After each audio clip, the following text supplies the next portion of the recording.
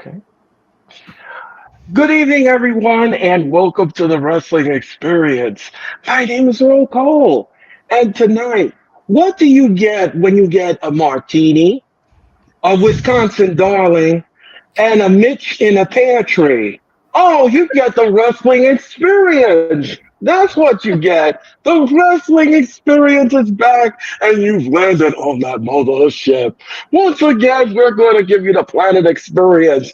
And it's Thursday, and I just love the Wrestling Experience. So sit back and enjoy. We've got SummerSlam. We've got wrestling headlines, all the great Earl tea you can want. And of course, we have the top 10 wrestling finishes.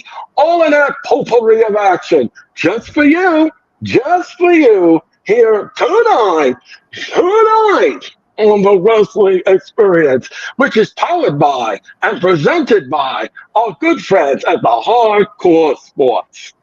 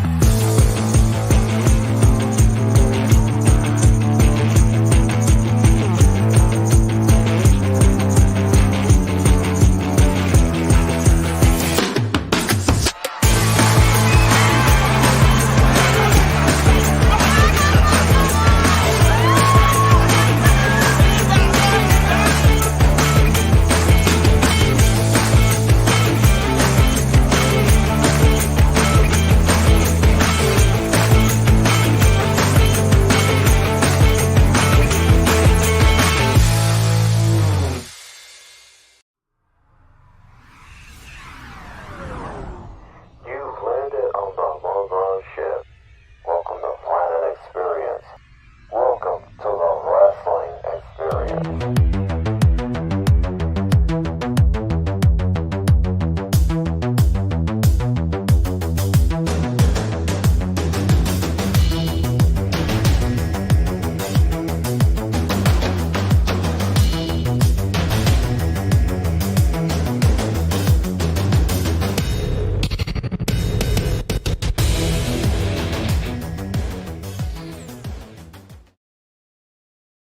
All right, welcome back to the Planet Experience. But I'm not here alone. Let you know. Oh no. First of all, this lovely lady is always here with me each and every Thursday. She makes us laugh. She makes us cry. She is absolutely straightforward, a straight shooter, and I love her for that. Ladies and gentlemen, please welcome the one and the only. She can turn the world on with her smile. Ladies and gentlemen, please welcome Sarah. So welcome to the Wrestling Experience. Oh, Earl, you crack me up. And ladies and gentlemen, she is Carolina's darling. Yes, ladies and gentlemen, I haven't seen her in 3 years. No, I'm kidding. I'm playing. Ladies and gentlemen, please help me welcome Martina. Martina, welcome to the Wrestling Experience for the first time ever. Ever. My goodness. Thank you so much. What an honor to be here.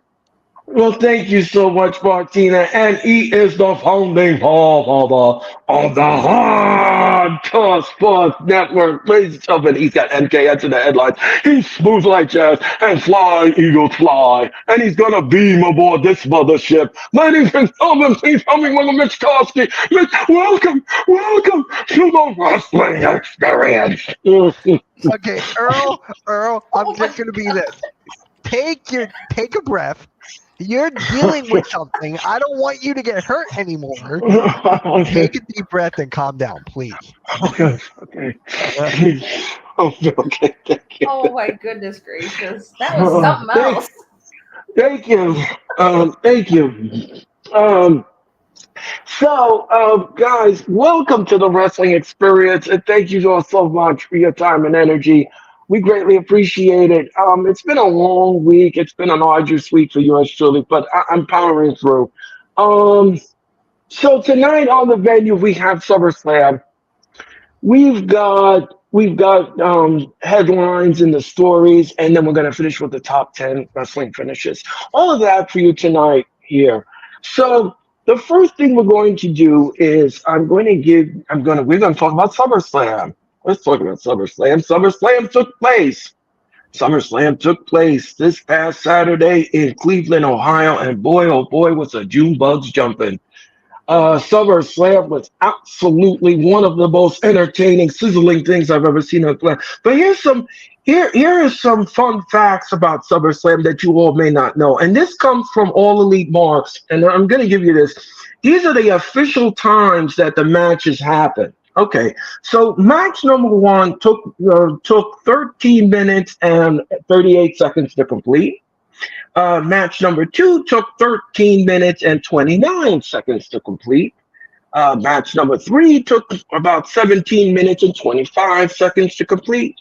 Match number four took about 15 minutes and 22 seconds to complete.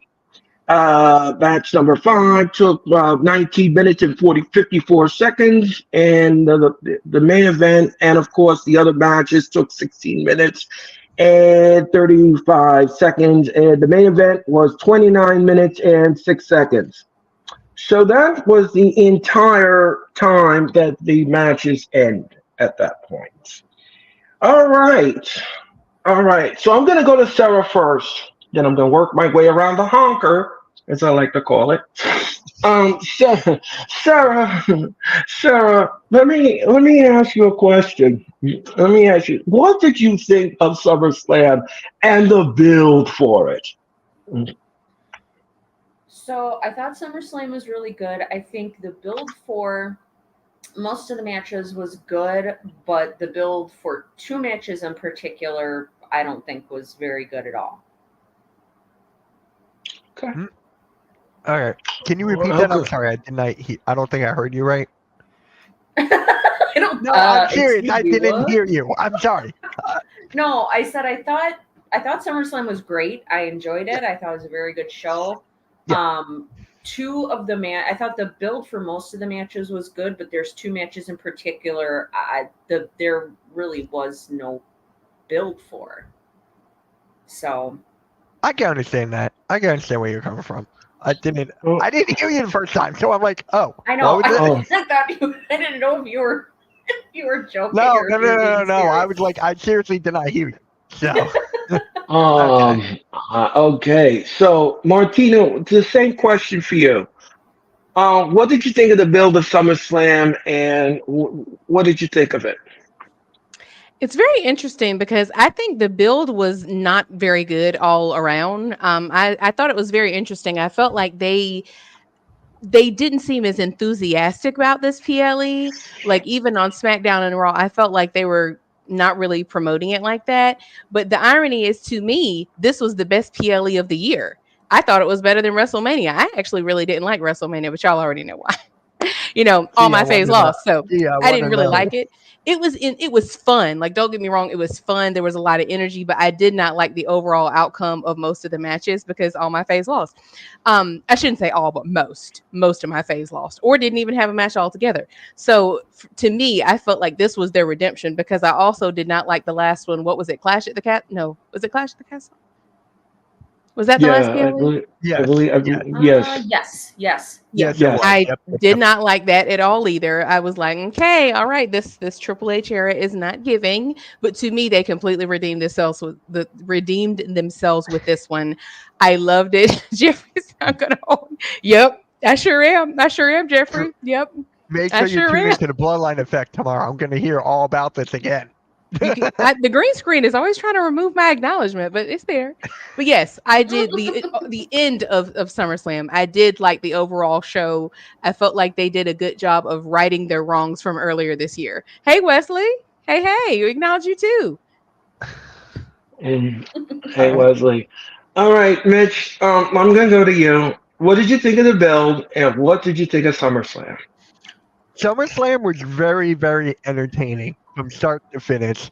I kind of agree with the build a little bit there. There was a couple matches that I did like, especially the Liv, Rhea, Dom, how that was gonna turn out. I really like that. I like the Solo Sikoa and Cody Rhodes build a little bit, even though I can't stand Cody Rhodes right now. So it's just those two and Drew McIntyre. Drew McIntyre, CM Punk, Seth Rollins, that referee cam, that set it off perfectly. I love that referee camera. Yeah, I'm going to agree with everyone's assessment. I thought the build was some of the builds were okay for what it was. I'm not going to sit here and say the build was stellar. Wasn't that stellar? But the matches itself, what was produced, I thought was highly entertaining and highly thought out. The only downer clunker that I didn't care for was the Nia Jax match. That left me a little tasteless. I wasn't a fan of it at all. Not the greatest thing I've ever seen on paper. But anywho, that's not here or there. She did win the belt. I was very shocked at that, but we're going to talk about that. So let's talk about the first match here. All right, Go for it. Logan Paul took on L.A. Knight. The match was fine. The match was all right. LA Knight winning the belt was fine by me. I kind of everybody predicted it. Everybody knew that it was going to happen. Um, I'm gonna go to Martina first. Martina, what did you make of the Logan Paul match? I liked it. I liked it. I honestly, I'm not gonna say that I knew without a shadow of a doubt that Logan was gonna drop it because we know Logan makes the company a lot of money, and what he wants, he usually gets. So I wasn't so sure. Now I know he had a lot of controversy on social media, but once again, he makes the company a lot of money. His logo's in the middle of the ring. So I wasn't, even though, might I add, let's just say there was a moment like, they're doing the drone shots. Did Yes. the ring is getting a lot of logos, y'all. We've got Prime, we've got Wingstop, we had, wasn't it something else too? Yeah, I there was forget. something else. Straight Talk Wireless. There you go. It was Yeah. a Right. lot. I mean, there's always been promo, like we know that, but I thought it was just a lot. I was like, there's a lot of we went from nothing at all on the ring to like everything on the ring. I thought that was kind of funny. But yeah, I wasn't 100% sure that he was dropping it. But I think I'm okay with it. I actually like both of them for different reasons. I know a lot of people don't like Logan Paul. I do like him, but I am glad LA Knight had his moment. Yeah. Mm, Mhm. I'm an AJ Yeah. Styles fan, so that hurts me. I like him too. I'm sorry, that was for Denise. I'm sorry, that was just for Denise. She I doesn't get have it. to like I like correct him me. too. I like him too. Hmm. So okay, so um, Sarah, what did you think of the match? So I thought the build for this match was really good. You had a lot of interaction with between LA Knight and Logan Paul leading up to this match. Um, a lot of vignettes and skits and things like that. So they kept that story in the forefront of my mind because they were featuring one or the other or both of them on SmackDown, so that kept it fresh in my mind. I thought Okay. the match was great. I think they both did. I mean, Logan is. I'm not going to take this away from Logan. He is a tremendous athlete for somebody who hasn't been in the WWE very long. He can really move in the ring. The Hmm. thing that I don't like, and everybody knows this about me, is even though I think Nick said that like earlier this year, Logan Paul signed a full time contract. Well, he sure isn't acting like it. He's never there. So if I feel that if you don't have the time, because we all know Logan's got a bunch of businesses, if he doesn't have time to really, truly, fully, like full time commit to this, then he shouldn't be holding a title. No part timer should hold a title. So I think it was more than time for him to drop the title. I agree with what Martina said. I wasn't absolutely 100% positive that he was going to drop it, but I am very glad that he did because, and also Yeah. to have two title defenses the entire time that he held the title, that is absurd. That's absolutely ridiculous. So it was Yeah. more than time for him to drop the title and put it on somebody like LA Knight, who's there every week. And I'm hoping he will do for the United States Championship what Gunther did for the Intercontinental Championship and really elevate it and give it some meaning. hmm Um, So, now, yeah, Mitch, before you say anything, I want to ask you a question. Now, since LA Knight wins the belt, and I know yeah. you don't like predictability, Eh. what what was your feelings on it after the match? What was your feelings? After the match, it was a very good match. I liked the match entirely. It's just the fact that Logan had to drop it. He had to because he has a kid on the way.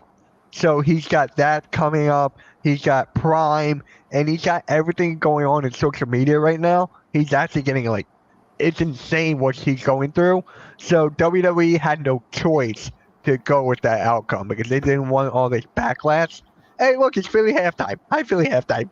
But That oh, I hate that I never know what the picture is going to be until I actually have to mute my right? screen for a So it's second. hi, Philly halftime. But anyways, yeah. This So one's my personal favorite. there you go. I like that one. I like that one. But yes, the match was good. LA Knight deserves it. You know, I was watching Logan Paul's podcast Impulsive. He had the Undertaker on, and You sure did.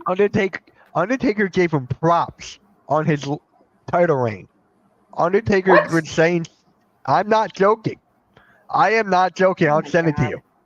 Like Undertaker was giving him flowers. He was just saying all the right things and everything. So that was actually cool to see from Lord. Undertaker. And that podcast, it was so good. I loved it. But it's just like, here's the thing that a lot of I people don't understand are why he like, gave him props. who's the next person for LA Knight though? That's my question.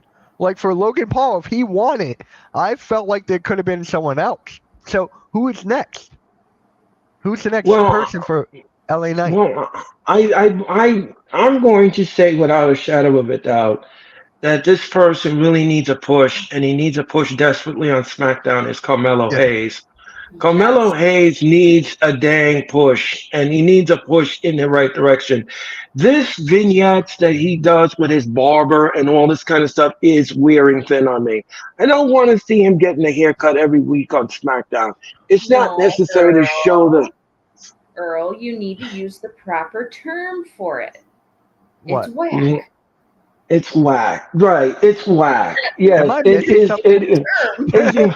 Yes, Sarah knows that I have these isms, these Earl isms, and I think sometimes I use certain vernacular for I know. things. I know what Yeah, you mean. so I like to use the word whack on certain things. Yes, his promos are whack. It's just absolutely whack. And Well, yes, can I just say yes, something real quick? Well, see, yeah, I yeah, agree yeah. with.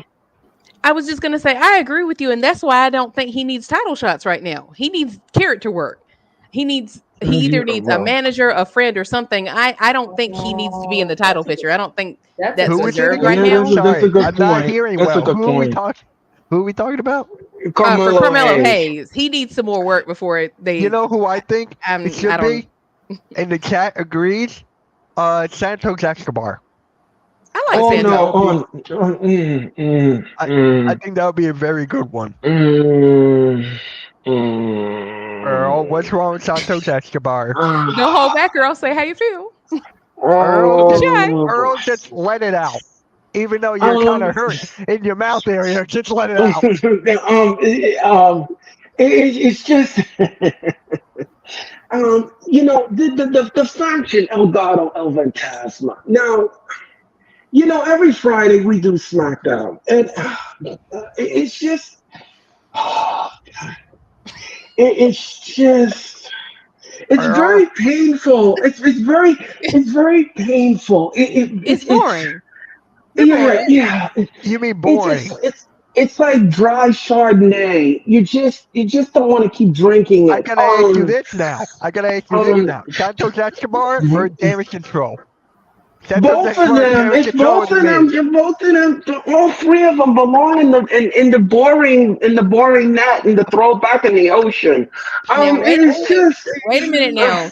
They're not the only ones. There's a lot of boring people that belong in that Oh boat. yeah. They are not alone. That's a big old boat right now. It's a lot of people in Yeah, that yeah, boring boat. yeah, yeah, That is The I Street correct. agree Profits with need to be in Martina. there.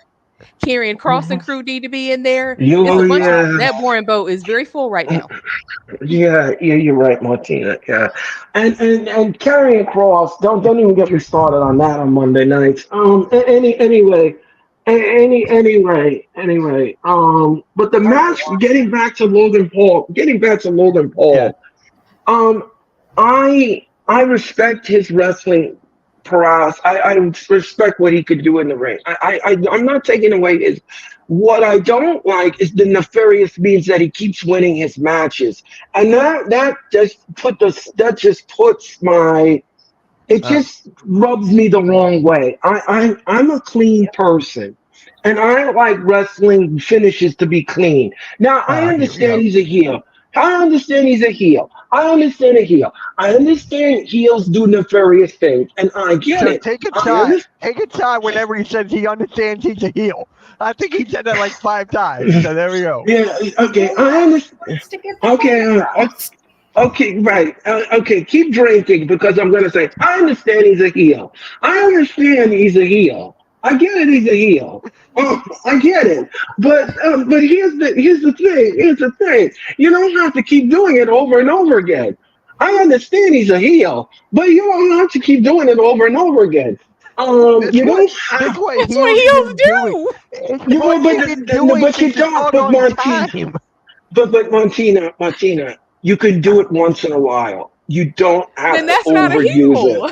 That's That's not a Yes, not it a heel then. is. That's a Yes, it tweener. is. that's a That's a No, tweener, no, tweener. exactly. no, Yeah, no. that's You guys are not going to beat me up on this. You're not going to beat me We're up on this, and not. you're not We're going to. no, not. we're We're not just fighting. talking. No, Earl, we're No, just we don't do no talking. violence here. no, no, no, no, No, no, no, no, no. I'm I'm kidding. I'm forced. kidding with you I'm guys. I'm forced. kidding. no. No, There's no. no love here. No, No, no, Let's no, have that's a no. good, I'm Earl. conversation. just, I'm just. No, Let's no, no. have a conversation. No, no, no. I'm just playing with you guys. I'm playing. No. I'm just saying High five, that. sir.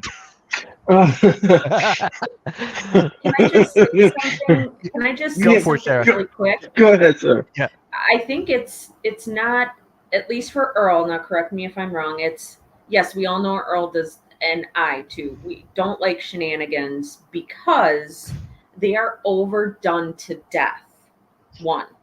Number two, we get it that heels are going to cheat. They're going to do dastardly heel things. But when you do the exact same thing every single time, it gets predictable and it gets boring. Yes. So if you're What going to have him cheat, that's fine. But have him do something other than have somebody outside of the ring in the crowd hand him brass knuckles. I That's can been done see to that. death. I can Yeah. see that, and I think Earl, I think it's going to be done differently with Triple H at the helm. I feel Yeah. like with Triple H, he's going to come up with creative ways to do that. Obviously, it didn't happen with that old bastard from Connecticut. Of course, that didn't happen. But I'm just saying, it's going to give it time with Triple H and Shawn Michaels, especially on Yes. NXT with Joe Hendry. Did you guys see that with Oh Joe my Hendry? He God. landed on his Yeah. Yes. back. I So believe that in is Joe Hendry. creativity. Yep. Mm. And I Hey, hold believe in on, the hold wrestling on, experience. hold on. She said its name. He shall appear. So, Uh, there we go. Dang, the green screen oh. is doing me dirty. Clap, clap. Uh, All right, let me go back and to Roman Reigns. But hey, y'all, and hey, I just want to say something real quick. I have some thoughts on this heel versus face thing. I do Go for agree it. with what you're saying about things being predictable. However, I have a caveat for you. Since y'all Ooh. don't like heels, how do you feel about faces who do heel like activities? Case in point, your boy, Cody Rhodes. He's a Oh, face, but yeah. he does a lot of heel like things, using Duh. I still think steps, okay, having okay, interference. So does that uh, uh, mean he's a heel I okay, and they're can just see not okay, calling that. him a heel? okay, Martina. You have to understand one thing. Okay, Cody Rhodes as a champion, okay, when Cody Rhodes is a champion, okay, he has to do things to keep the title. Okay. Okay, But so the heels do the but same thing. Heels do the same no, thing, Earl. no. You don't understand. You don't understand. All right, Earl, Not we and not understand. You do not say that. We do understand. You do not oh say okay. that. I Okay. think we So understand. We just don't like it. That's all. We no, just no, we, you're right.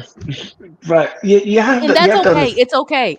I was just bringing that up. I was just trying to make a point that he does a lot of the same things that y'all don't like. That's all. That's all I'm saying. Yeah, Yeah, I agree. but most of his matches, he doesn't do it repetitiously. He doesn't do it like random. It's not like all his title matches have It's been interference in it. happening a KO and lot Randy ever help him since the every blood. time. Randy and Right. Kevin Ra- Owens. They help him every time. They have helped him in almost It every may match except the I Quit match, I believe, with AJ it may Styles. not have worked. It may not have worked, but it has been done. It may not have worked. Yeah. Okay. All All right. right. What's the next match? What's the next Right. one? Okay. All right. Drew McIntyre took on CM Punk. The match was fine. The match was all right. Oh, well, no, before we do that, Martina, we have this thing on our show called the entertainment level. Now, the last match that we talked about, the LA Night match, on a scale of 1 to 10, Martina, what do you give this match on the entertainment level? Is it like 1 to 5, 1 to 10? Yes, it's between 1 to 10. What entertainment level do you put this match in?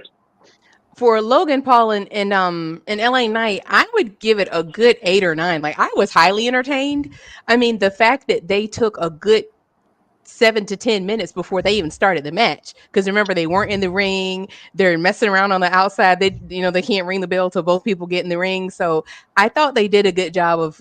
I liked it. I enjoyed it, and I am biased because I do like both of them, and I feel like they did a good job of keeping it entertaining. So I'd say a good 8 or 9. I liked it. Sarah, what do you think? I would give it an 8. I liked it, and it got the job done. So Yeah, it did. Mitch, what do you think? For me, I'm gonna give it an 8. I'll give it an 8 as well. I really liked it. Logan Paul's matches have been good. They have been good. No Okay, one can knock him for that. Nobody can. I'm just saying. okay. I'm just gonna give it an 8. End of the story. Next match.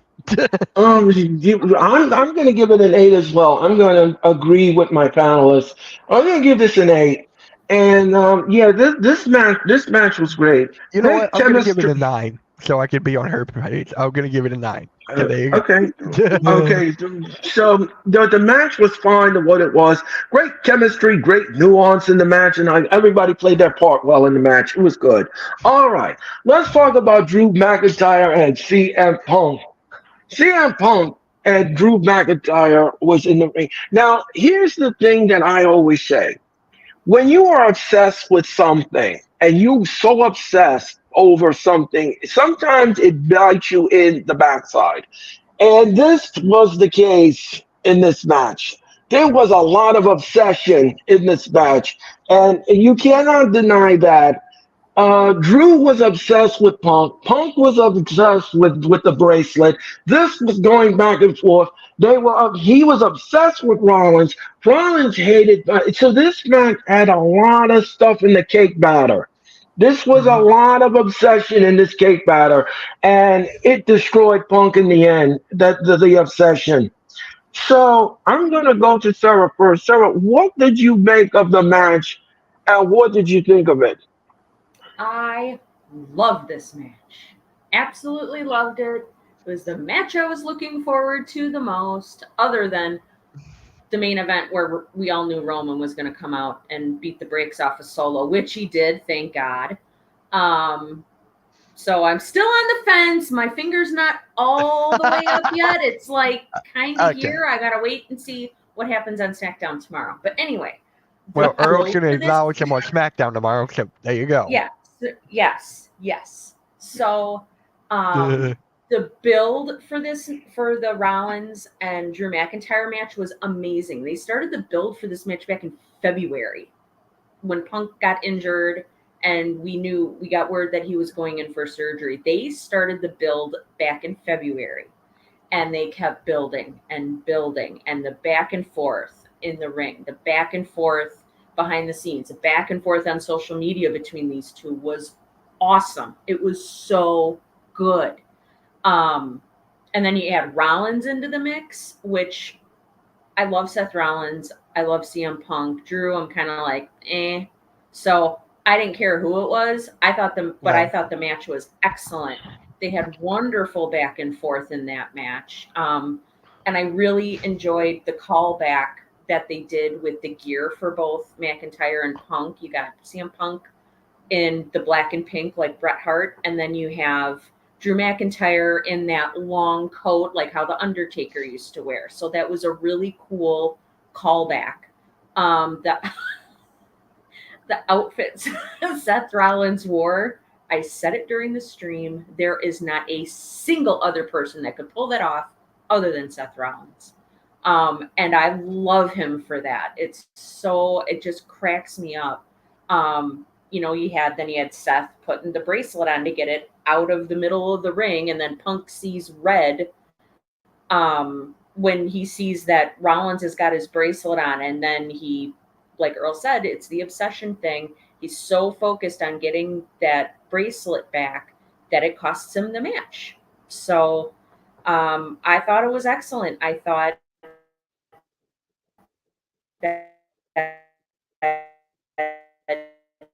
and I knew McIntyre was going to win because it seemed to me through the build and all their interactions that the match, and that's what happened. And I'm okay with it. I thought the match was excellent. All right. Martina, what did you think? I really liked it. I'm not gonna lie. In the beginning, I did not because I did not want to see Right. Rollins as a special guest referee. I wanted to see a triple threat. Because I will say this, I'm not shy about saying I have not traditionally been a Rollins fan because I just wasn't. It's not I respected him as a performer, but I just felt like he's always been infused with people where I like the other person better. Sorry, Seth. But in this particular angle, I Yeah. really feel like they booked him correctly as like mutual disdain for both. But in this one, let's be real, we know we know that he wasn't just taking the bracelet away just to be a referee.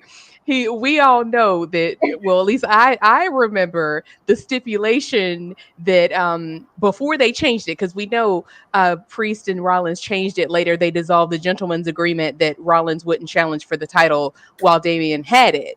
But remember, they Right. dissolved that.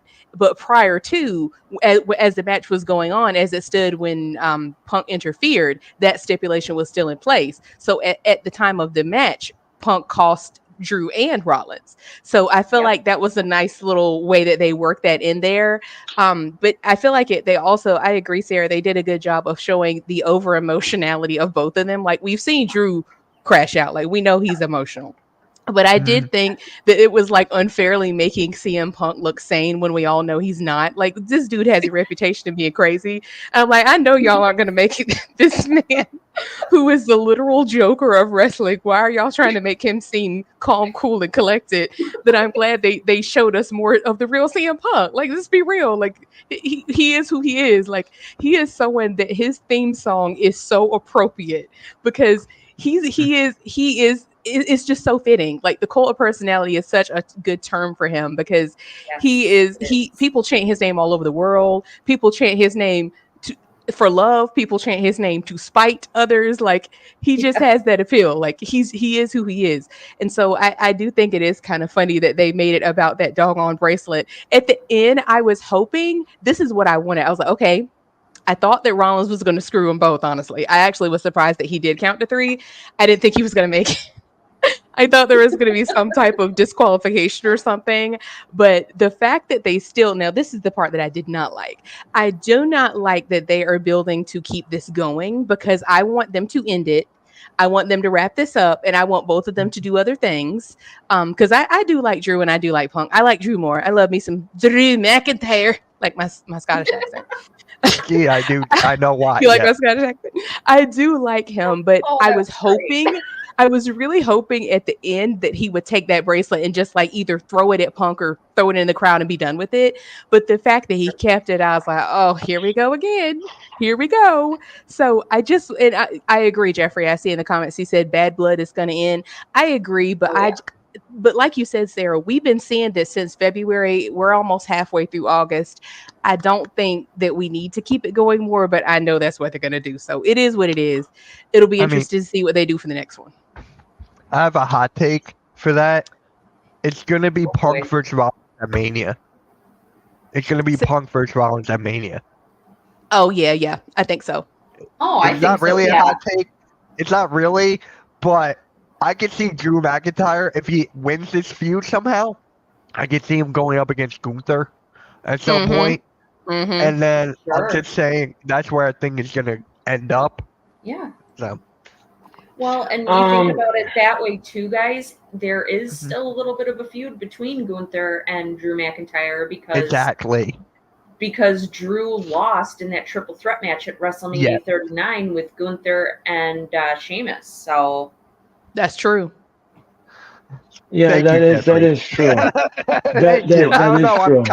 I'm kind of fire resistant, Jeffrey. I'm kind of fire It's resistant. just, he's also smooth like jazz. Don't forget that. That's right. And I can't like, and I don't listen to jazz. Well, you're still smooth as is. Okay. Anyway, anywho, um, Mitch, what did you make of the match itself? I loved it. It's up there with Match of the Night. So for me, I really liked it. I'm gonna give this a 9. And the storytelling just adds another layer to it. At first, I was like, okay, it's a bracelet, everything. I wasn't for the bracelet, but at the end, when McIntyre grabbed it, I'm like, oh shit, it got real.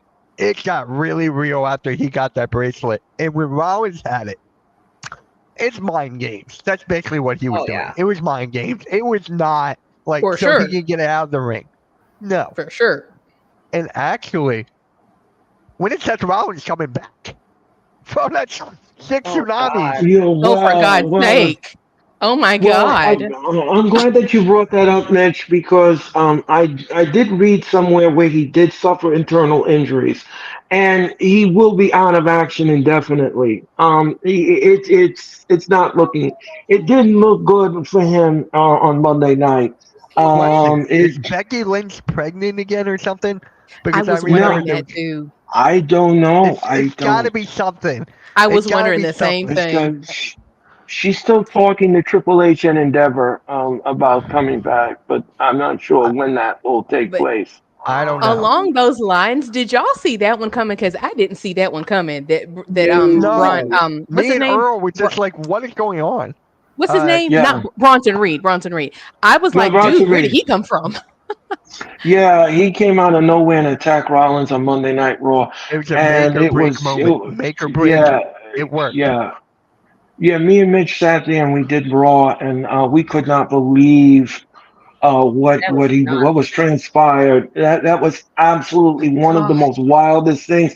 And WWE officials just couldn't stop Ronson Reed. He was ready to do it again. He was ready to do it again, and Well, finally getting him off the top rope after 6 of those tsunamis. Nobody could withstand that. Your ribs can't take that.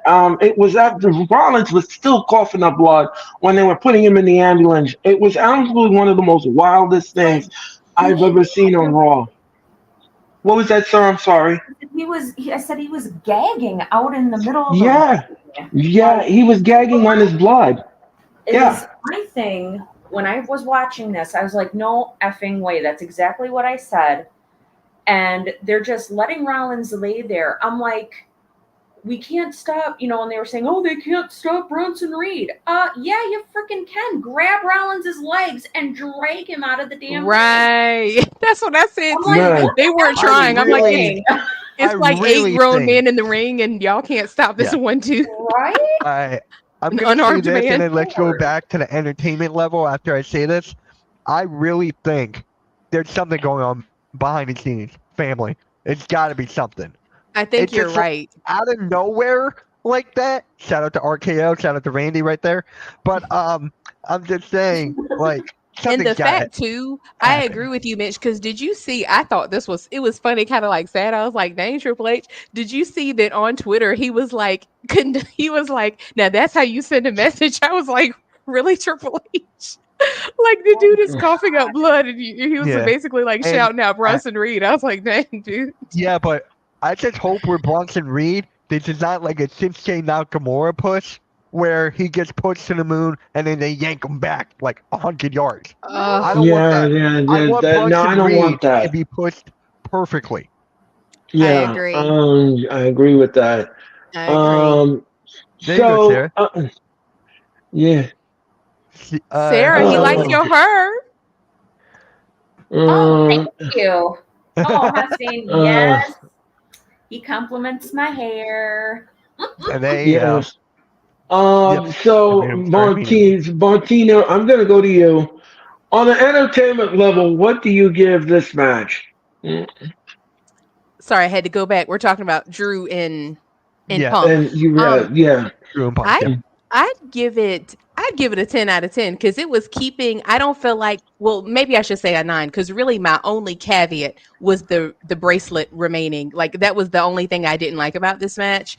Everything else I feel like they did it right. I feel like it had the right outcome. I feel like there was redemption, there was reveals. I feel like they played it very well, and I was worried. I was really worried. This is one I had very low expectations going in, and I do feel like they redeemed themselves. Yeah. Okay. Sarah, on an entertainment level, what do you give this match? I gave it a 10. All right. Yeah, I'm gonna go across the board too, and I'm gonna give this match a 10. This match was absolutely And I'll great, give and it a as a 9.5. Let's get someone different. I'll yeah, give it a 9.5. yeah, yeah, but that's fine. That's fine, Mitch. That's fine. I've had guests on here that give matches 1.2 or I know, I 1.5 or know. yeah, I've been we've one of done them. yeah. I've been one of them. Yeah, so Especially it's for Orange fine. Cassidy match. Yes. Yeah, okay. All right. Aw. But I'm going to give this match a 10. The match was, like I said, the match was fine. Like I said before in the beginning of the stream, the session was just absolutely off the charts with this obsession. Absolutely off the charts, and it made the story even more compelling. I don't have any issues with this, but I agree with what Martina said complicitly. I want to see this come to a conclusion, and I hope we do get this because I believe at Bash of the Berlin we're going to get this rematch, and I believe that's the road they're all going to be traveling on, and I believe that that's where this is going to come, and this is where it's going to come to an end at the Bash of the Berlin.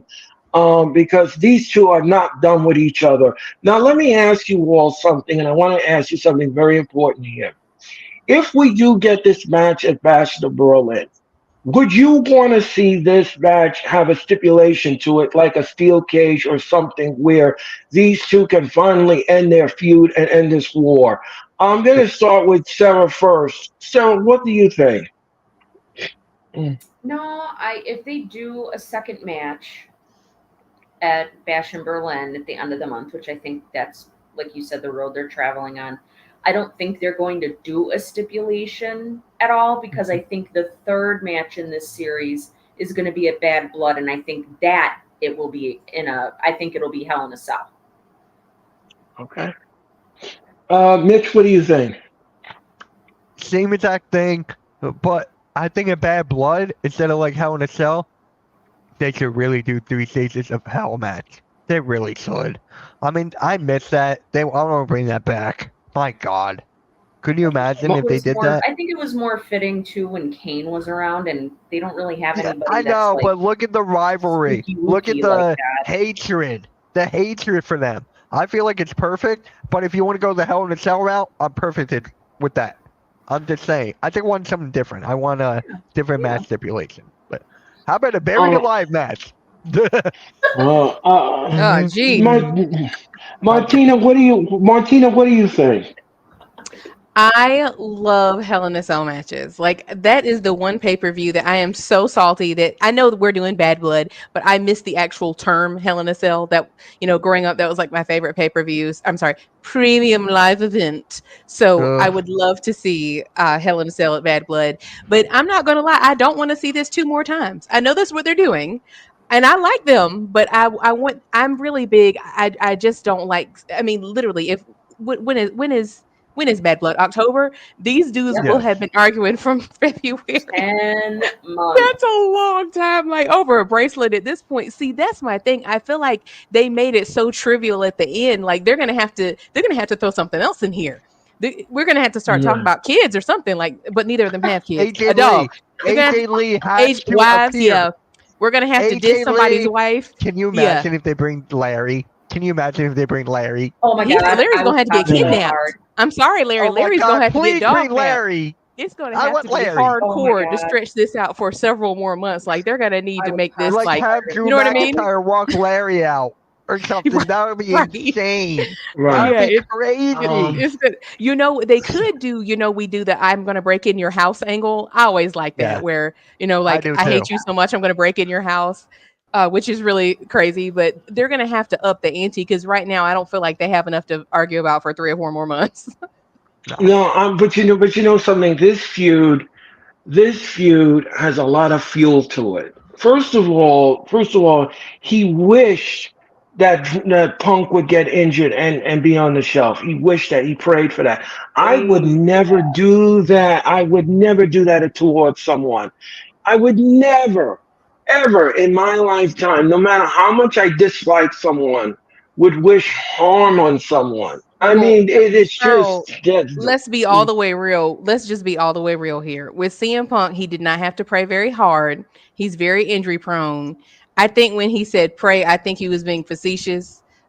We know CM. I'm glad he's not injured right now. I really am. I'm not even trying to be funny. I am glad that he didn't get injured because I was worried. I was worried. Anyone who watched his a lot of AEW people were. run, he got injured literally every match in AEW. So I'm honestly glad that he got out of this one uninjured. Yeah, Yeah. Yeah. okay. Well, I agree with that. I agree with that. I'm not going to argue with that thought process. Um, all right. Sami Zayn took on Braun Breaker. The Intercontinental Championship was up for grabs. And here's the thing with this match. I kind of knew that Braun Breaker was going to win the Intercontinental title only because they would not allow him, like Sarah said, to lose a second time on a pay per view. So I kind of knew that that was the road that they were going to travel on. And when we did the predictions, me and Sarah did go over the predictions, and we did say that Braun was going to win the Intercontinental Championship. Um, I'm going to go to Mitch first. Mitch, what did you make of the match itself, and what did you think of it? The match was really good. It was really, really good. I'm just gonna give my Excuse me. entertainment level. I'm just gonna give my entertainment level now, and I'm just gonna give this an 8. The only reason I'm gonna give it an 8, I said this before, and I'll say it again. If they made this like a squash match, and have Braun Breaker really look dominant as they really want him to, and I'm saying this, Martina, you know where I'm Excuse going me. with this, and you hate when I say this. You hate when I say this, but Sami Zayn is going to go to SmackDown with Jey Uso Yep. as part of that trade, and he's going to be back in his Bloodline storyline. I hate Yep. saying that, I do, but I see that happening, and Martina really wants to hit me in the face for that. So I'm going to stop talking. Oh no, Um, no, Mitch. I don't want to hit you. It's not you. It's not you. It's the minds that came up with that. Yeah, um, thank you. I appreciate that. So I'm good. I'm not getting hit. But No, anyways, no. I'm just like, that's why I thought Braun Breaker was going to squash. That is why. yeah, I was kind of nervous about this match before I get to the ladies. I was kind of nervous about this match because I did not want to see Braun Breaker squash Sami Zayn. I did not want to see that. It's unfair to the man's resume, his wrestling resume, to do that. And I was glad that that did not happen. I'm glad it did not happen. He gave a fair fight to Braun, but in the end, he ran out of gas. and it was just too much Braun for him to deal with. Martina, what did you think of the match? Y'all already know I don't like Sami Zayn. I'm just gonna be I real. I I don't like I know Sami that. That's Zayn. why I brought it up. Um, yeah, I don't like him. So, and it's not disliking. I have to say this, not disliking Sami Zayn the man. I'm not gonna lie. I don't know his government name. I don't dislike Sami Zayn the man. Sami Zayn the character. I do not Yes. like at all. So I would have loved to have seen a squash match. I just wanted to see Braun win because I love Braun. I think he's great.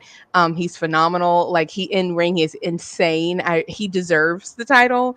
Sammy, my thing with him is, as you said, Mitch, the trajectory that he is going on. Everyone, well, not everyone, but most people who are watching know I didn't like him in the Bloodline the first time, so I definitely don't want to see him back in it another time. I know that's what they're going for. I know they're going for him and Jay as tag team champions, which I hate, like the Grinch. Hate, hate, hate, hate, hate, hate, hate, hate, hate, hate it. I hate it so much. I would like to see Jay get a singles title. The I dude has want been that too. selling out merch for months. He has been Yep. I mean, he's so over. How does he not Yep. get a singles title? I feel like he's earned it. He's been in the Yeah. company for years and years. That's my case on that. I love Jay. I want better for him. It's not that I don't want him to be a tag team champion. I don't want him to be a tag team champion with Sami Zayn. That's what I don't Yeah. like. But I Yeah. am glad for the outcome. So yeah, like you said, Mitch, I'll go ahead and give my entertainment score. I'd give it an 8 as well. I like the outcome, but I don't like the trajectory from here forward. All Yeah, right, she hates it when it's Sarah, what right. do you think? Sarah, what did you think of the match? I thought the match was good. Already brought up what I said weeks ago is that they're not going to let Braun Breaker win for a second PLE in a row. So I figured Braun was going to win. And again, you got to remember that the Intercontinental Championship was designed, it's a mid card title, and it was designed to be bestowed upon those who they have WWE has a lot of faith in, and they could see in the world title picture, the heavyweight title picture. So it makes sense with Braun's history in NXT, being an NXT champion and holding the title there for as long as he did, that they would get a title on him on the main roster rather quickly. My only complaint with this match is I felt like it was very short, Mm-hmm. considering the build up between these two. That's my Right. only thing. Now I know Martina said she wanted to see a squash match. Me too. I'm not a fan of squash matches. I get it. You want to they're used to make people look big and bad and burly and strong, but I felt that especially when you're taking the title off of somebody, that they deserve, no matter who it is, no matter if I like the person or like the wrestler or character or not, I feel like they deserve more than just to have kind of a typical squash match. And I know Martina does not agree with me on that, Yeah. but but yeah, I thought the match was good. I enjoyed it. And now Sammy can move on to whatever the next thing is they have planned for him. And uh, yeah, it's going to Yeah. be. We You may know not what? necessarily. I may not necessarily be liking it, but it is what it is. So I give this. I thought it was a good match, and I give it an 8. You know what? Yeah, I I'm have a gonna give hot it. take. I have a hot take. It's gonna be Braun Breaker versus Bronson Reed for the IC title. Some point down the line. I don't know when. I don't Oh, know sure. how. I'm just saying that's gonna happen. That is why I wanted Braun Breaker to squash him. After we just saw what Bronson Reed did, could you imagine if they squashed Sammy again and then now have Bronson Reed doing 6 tsunamis? That would have been insane. Take my money. Okay, don't take my money, but I'm just saying. I'm just saying, don't take my money, but I'm Big just Braun saying. versus Yeah, Big Braun. yeah. Exactly my point. Yeah, I'm not a fan of. Me and Sarah are not a fan of squash matches on this island of relevancy. We do not do squash matches here. We Girl, don't I be love like them. careful what relevancy. you say. I'm sorry, but I have to be honest here. I am Mr. So Honest wait, Abe. wait, wait, wait, wait. You said you have to be honest. Does that mean you weren't honest before that? So I'm No, just saying, is that what happened here? no. I'm always honest and straightforward with I'm my joking. feelings, I'm Mitch. joking. I know. I'm joking. No, no, no, no. I know. Um, no, I don't like squash matches. It becomes redundant after a while, and when something becomes redundant, I get turned off as a wrestling fan. Redundant. When was the last squash match? Well, I mean, looking at AEW. the AEW, they do that I'm not constantly. talking about Const- AEW right now. I haven't watched that in 6, 7 months because of Orange Cassidy. I don't watch that at all. I'm just saying, when was the last one in WWE as a squash match? well, I mean, they look at some of the women's division matches. Look at some of the matches that they have done over the years. I'll go back Okay, and look in I their said archives. recently. You said redundant. So I'm Well, asking recently. recently they've been trying to get away from it because fans have tried to tell them not to keep doing it because it's become too Okay, so much. why not just do one? Why not just do one and then not have one for like a couple months? What's Yeah, wrong with but you that then? see, It's not redundant. but you see, Mitch, the problem is with the WWE. You have to understand something with this company. Once they do something once, they hang on to it and they want to keep using it Earl, over and you're over. talking about when that guy from Connecticut was running it. This is Okay. Triple H and Shawn Michaels we're talking about Oh, here. oh, We're not going to see okay. any of those fruit roll-ups as much Okay. anymore. Okay. Okay. Okay. Okay. All right, what's the next match? All right. All right. It was Damian Priest taking on Gunther. The match was fine. The match was all right for what it was. I knew what was going to happen when Mr. Balor came on the arena floor, and he was going to help Gunther win this match. Now, we did the predictions and we went over, and I asked everyone, even when I did the Raw watch, I asked everyone, is this the time Gunther's going to win the crown? And everyone told me no at this point, and he wasn't ready for this title push. Well, I guess Triple H had other ideas. Gunther is now the new champion, and as I said before, Damian Priest was kicked out of the Judgment Day. um, yeah, I don't know what else to say. Valentina, what do you think of the match? I liked it. I liked it. It was full of it was full of the things that I wanted, but I'm glad I feel like they got creative with it. Like I knew there was going to be interference from Judgment Day. I we knew that Finn was going to turn on Damien, but I didn't know when they were going to pull the trigger on it, and I thought it was wise the way that they did it. So and this is when I wasn't 100% sure. I felt like everyone was very pro Gunther, and I felt like a lot of people thought he was going to win, but I wasn't 100% sure because it seemed like Damien's run had really improved. Because again, when he won the title, I was not a fan. Not gonna lie, it's not that I disliked him. I was just underwhelmed by him. But I will give it to him. I feel like he he gets the most improved of the year award. I would give that to him. He's improved on the mic, he's improved in terms of his character, and he has improved so much. A documentary came out about him, but then my mom made a comment. She was like, if a documentary comes out about you, you're probably losing. Because remember they did that with Roman too. Oh, that they is so true. My God, I haven't even she thought of was that. like she was like, beware if a documentary comes out about you, you're probably losing. I was like, dang, you got a point. Oh, Because yeah, wow. it seemed like he was doing so well. So I actually was a little surprised. Um, Uh, but the way they did So, it leading up to the demise of Judgment Day or the breakup of Judgment Day, I liked the segue. I liked it. hmm yeah. Sarah, what did you think of the match? I thought the match was good.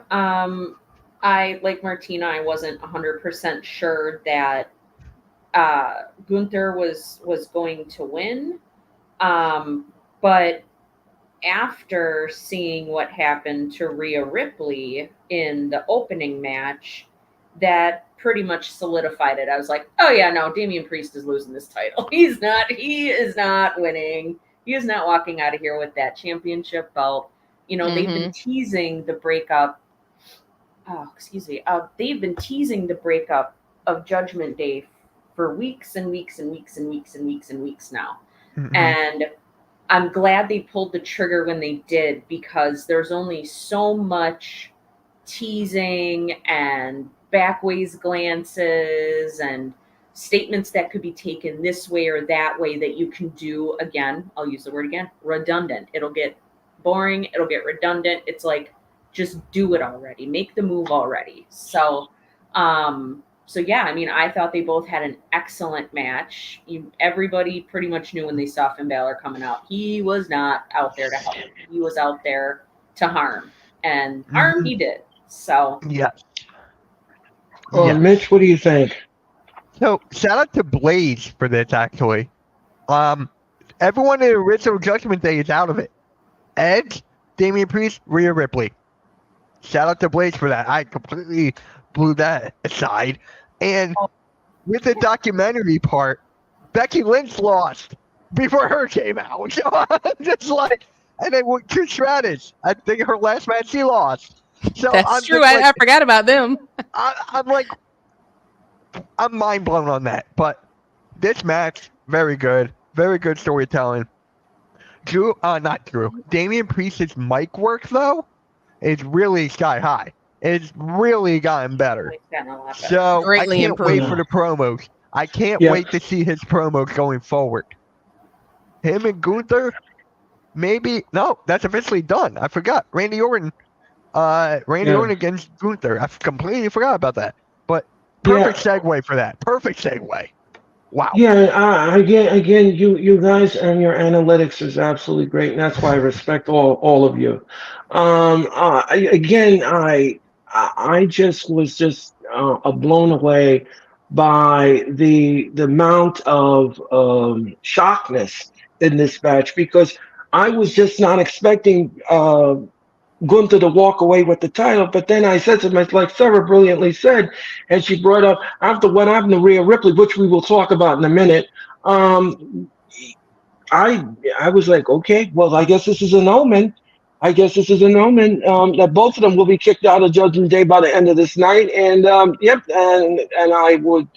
and by the end of the night, I was correct. And when I went to bed, I looked back on the streams and I looked back at the match, and that was the road exactly what they traveled on. And Monday Night Raw proved that to me too with the new Judgment Day. It's Balor is the new leader of the Judgment Day, and so all right. Well, on an entertainment level, what do you all give this match? Can I go first? I just thought about something. Go for it. I would say the entertainment factor, I would give it a 10. I felt like they did what they were supposed to do. But something I just thought about, do y'all see see, I've seen this from day one, but do y'all see the parallels between the Bloodline and Judgment Day? We got, they definitely soloed Finn, that he, ego, feeling like he's saying no egos and no leaders, but clearly he wants to be the leader. He's the solo out of this. I think it's very interesting. Yes. Like we got new Bloodline 2.0, Judgment Day 2.0. I think that's interesting, the parallels there. Because I have a hot take. Another hot take. That's 3. Survivor Series. They're going to do a elimination style tag team between those two tag teams, with the Judgment Day and the Judgment Day 2.0, whatever you want to call it. And then for the Bloodline, we already know where that's going. It's going to go to War Games between both. So, my God, I'm way red for a reason. Yeah, Sarah, on an entertainment level, what do you give this match? I give this one a 9, because it had, the match was good, but then it also had the continuing story, long-term storytelling of the whole Judgment Day thing. So. Mitch, what number do you give this match? I'll give it a 9.5. Instead of 10 and 9, 9.5. All right.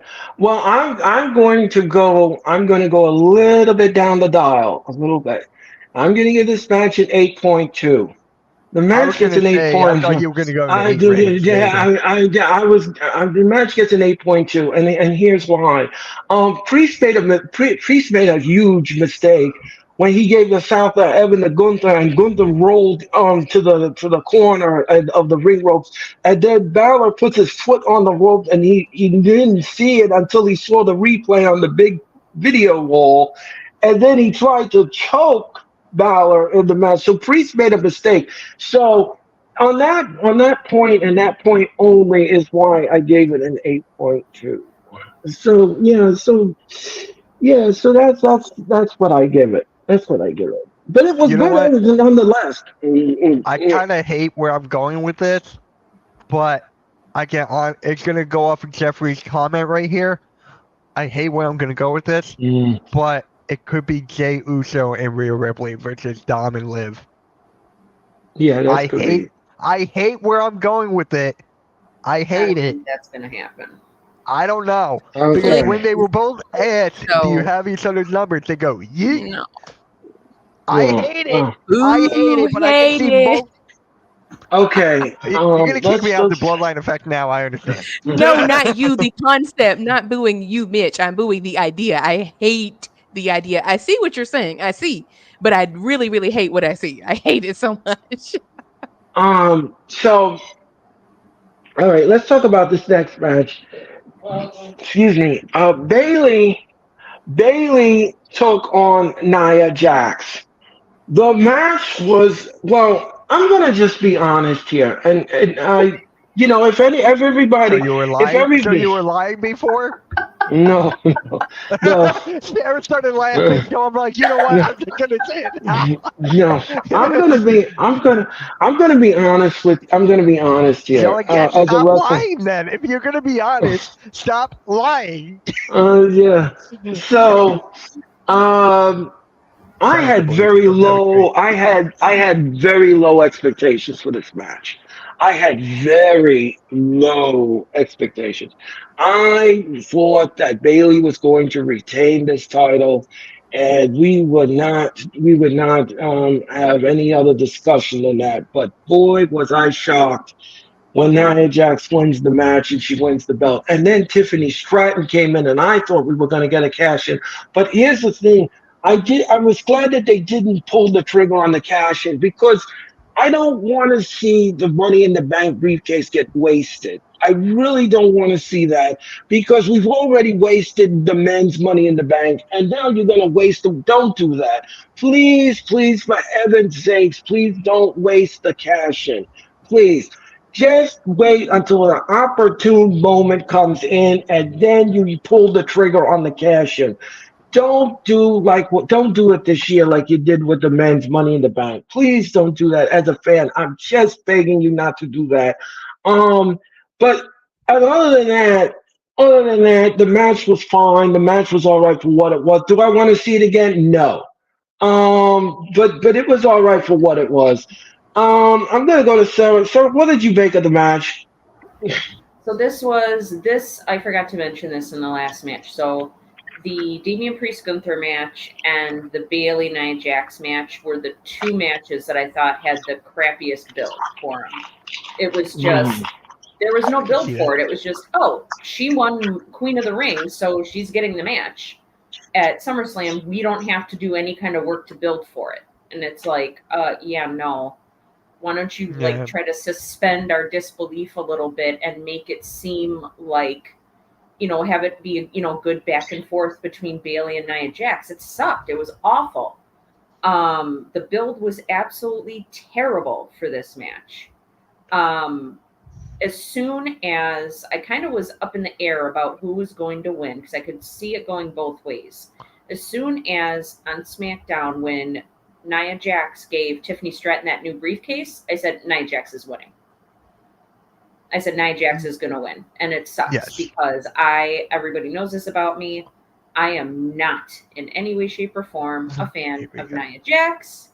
Yep, you can say it. Here we go. You can say it. Here we go. She has not earned that I'm title. not- I'm sorry. I'm like mixed. I'm not. She I'll has talk about not that more in earned- tomorrow on Bloodline Effect, but Yeah, she has not earned that title at all. Has she improved since the last time she was in WWE? Yeah, she has improved a little bit. But she has Yeah. not done enough in this run to justify putting the title on her. could Now, could they add her Could they add her to the bloodline storyline? I think that Can would you be imagine? cool. Can you imagine if they added her and Naomi? I Whenever think that would be Naomi gets out of amazing. this whole thing, that would be great. I would love that. We said that during one of the episodes of Queens of the Ring, maybe. Yeah. And Martina agreed with me. That's I where said, I took it from. yeah, That's where I'm I like, took it I from. think I said that during one. I took it from Credit her. to her. So there you go. I think it would be awesome if we added the ladies to the bloodline. I think that would give it, kind of resurgence and kind of a new vitality to it. But Yeah. yeah, I mean, it just Bailey's title run was not very. This title run was not very good at all. There was no oomph to it. There was no charisma to it. But I mean, it did what it was supposed to do: is get the title off of Bailey, so that you're setting up Tiffany Stratton to have a successful briefcase cash in. That's what I think. That's why I think, excuse me, they put the title on Nia, was to let us, kind of set things up for Tiffany Stratton. So You know where I think they're going with this? So I don't know when Tiffany's going to cash in and get the title. She's going to face Charlotte Flair at Mania or something like that. I can imagine Charlotte Flair coming back as soon as Tiffany gets the title. That's a dream match for a lot of people. I don't know if it's mine, but I'm just throwing it out there. I'm honestly surprised that we haven't seen Charlotte Flair back yet. I thought shouldn't she have been back? She's working on it. She's working on coming back, and they said that she's getting closer coming back. She's been at the performance center. And she's working hard. She's been working extremely hard to come back. They just don't have a storyline for her right now to make her come back, because right now the WWE is their hands are full with all of these different storylines and all with the juggling everything that they have to juggle at this point. And where do you put people, and how do you insert them into certain things without making the storyline dull or listless? And that's something you don't want to do, because you don't want to go backwards. You want to go forwards. Charlotte Flair did return. I just looked it up. She returned to the Performance Center July 30th. So she's there. Yeah. Okay. So that is why I see Tiffany and Charlotte. I don't know if it's going to be a Mania, Rumble, or maybe Charlotte Flair can win the Rumble. Can I have I have a theory on this. Go for it. Martina, what did you think of the match? I liked it. I know a lot of people don't like Nia. I love Nia. I don't like this iteration of Bayley. I love Bayley as a human being. I don't like this version of Bayley. Her title run was not good, and they needed to stop the bleeding. So I'm very glad that because let's be real, that match, I just feel like this iteration of Bayley, I don't know if she has an injury that we don't know about or something. Her in work is just not giving.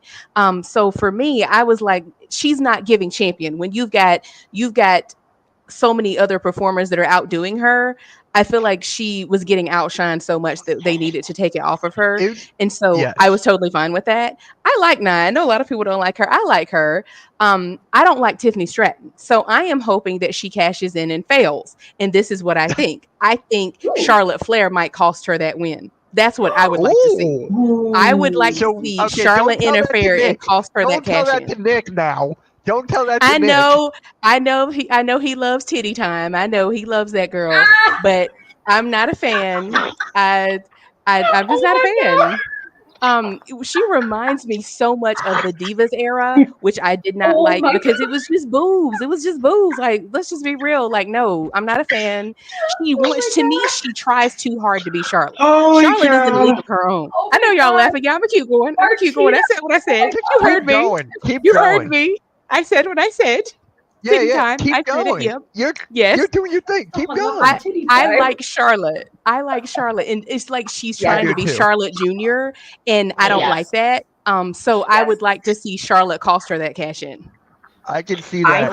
I think that is amazing. I love that. Like it, right? You see the vision? See, Bloodline Effect have two different scenarios. Now we don't have to say we agree on everything. I'm just gonna say that was the best I like that was absolutely one of the best wrestling experience comments we've ever had in Ah, the 3 years existence on the yeah. show.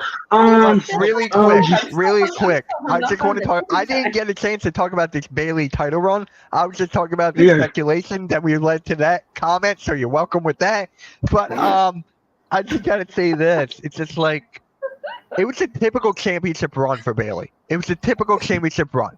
You won the Rumble, Yeah. you go to Mania, and then you go on so forth. You lose it at SummerSlam. It was typical.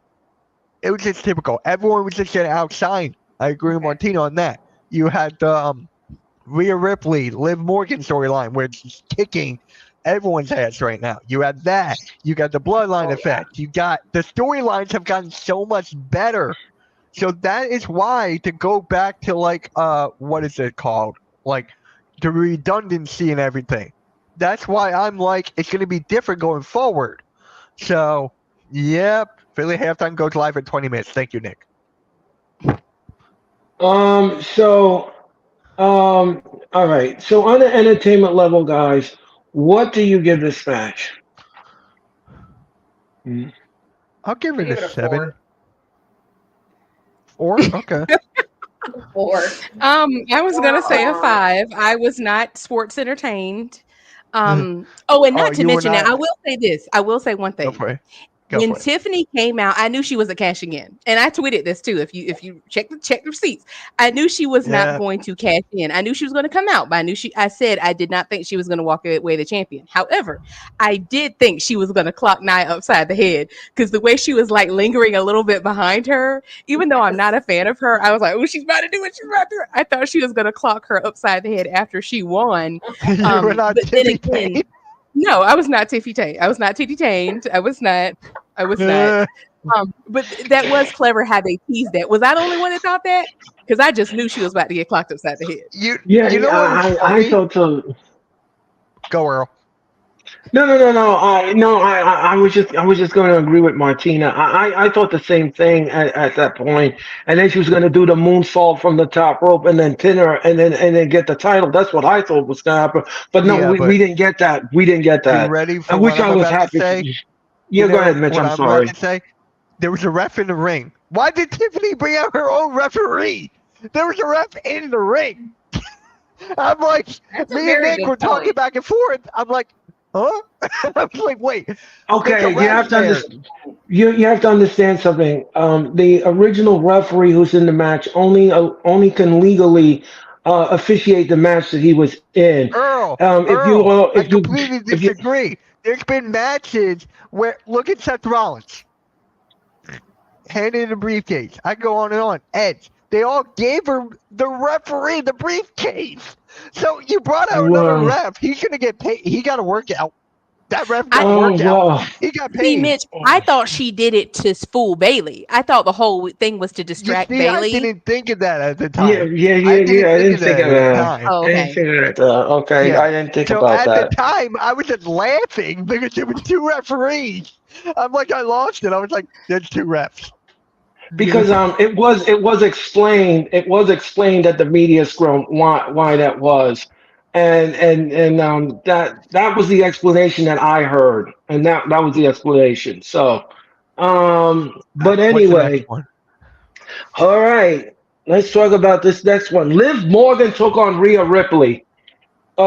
This was now, if you all know, there's a soap opera called The Days of Our Lives.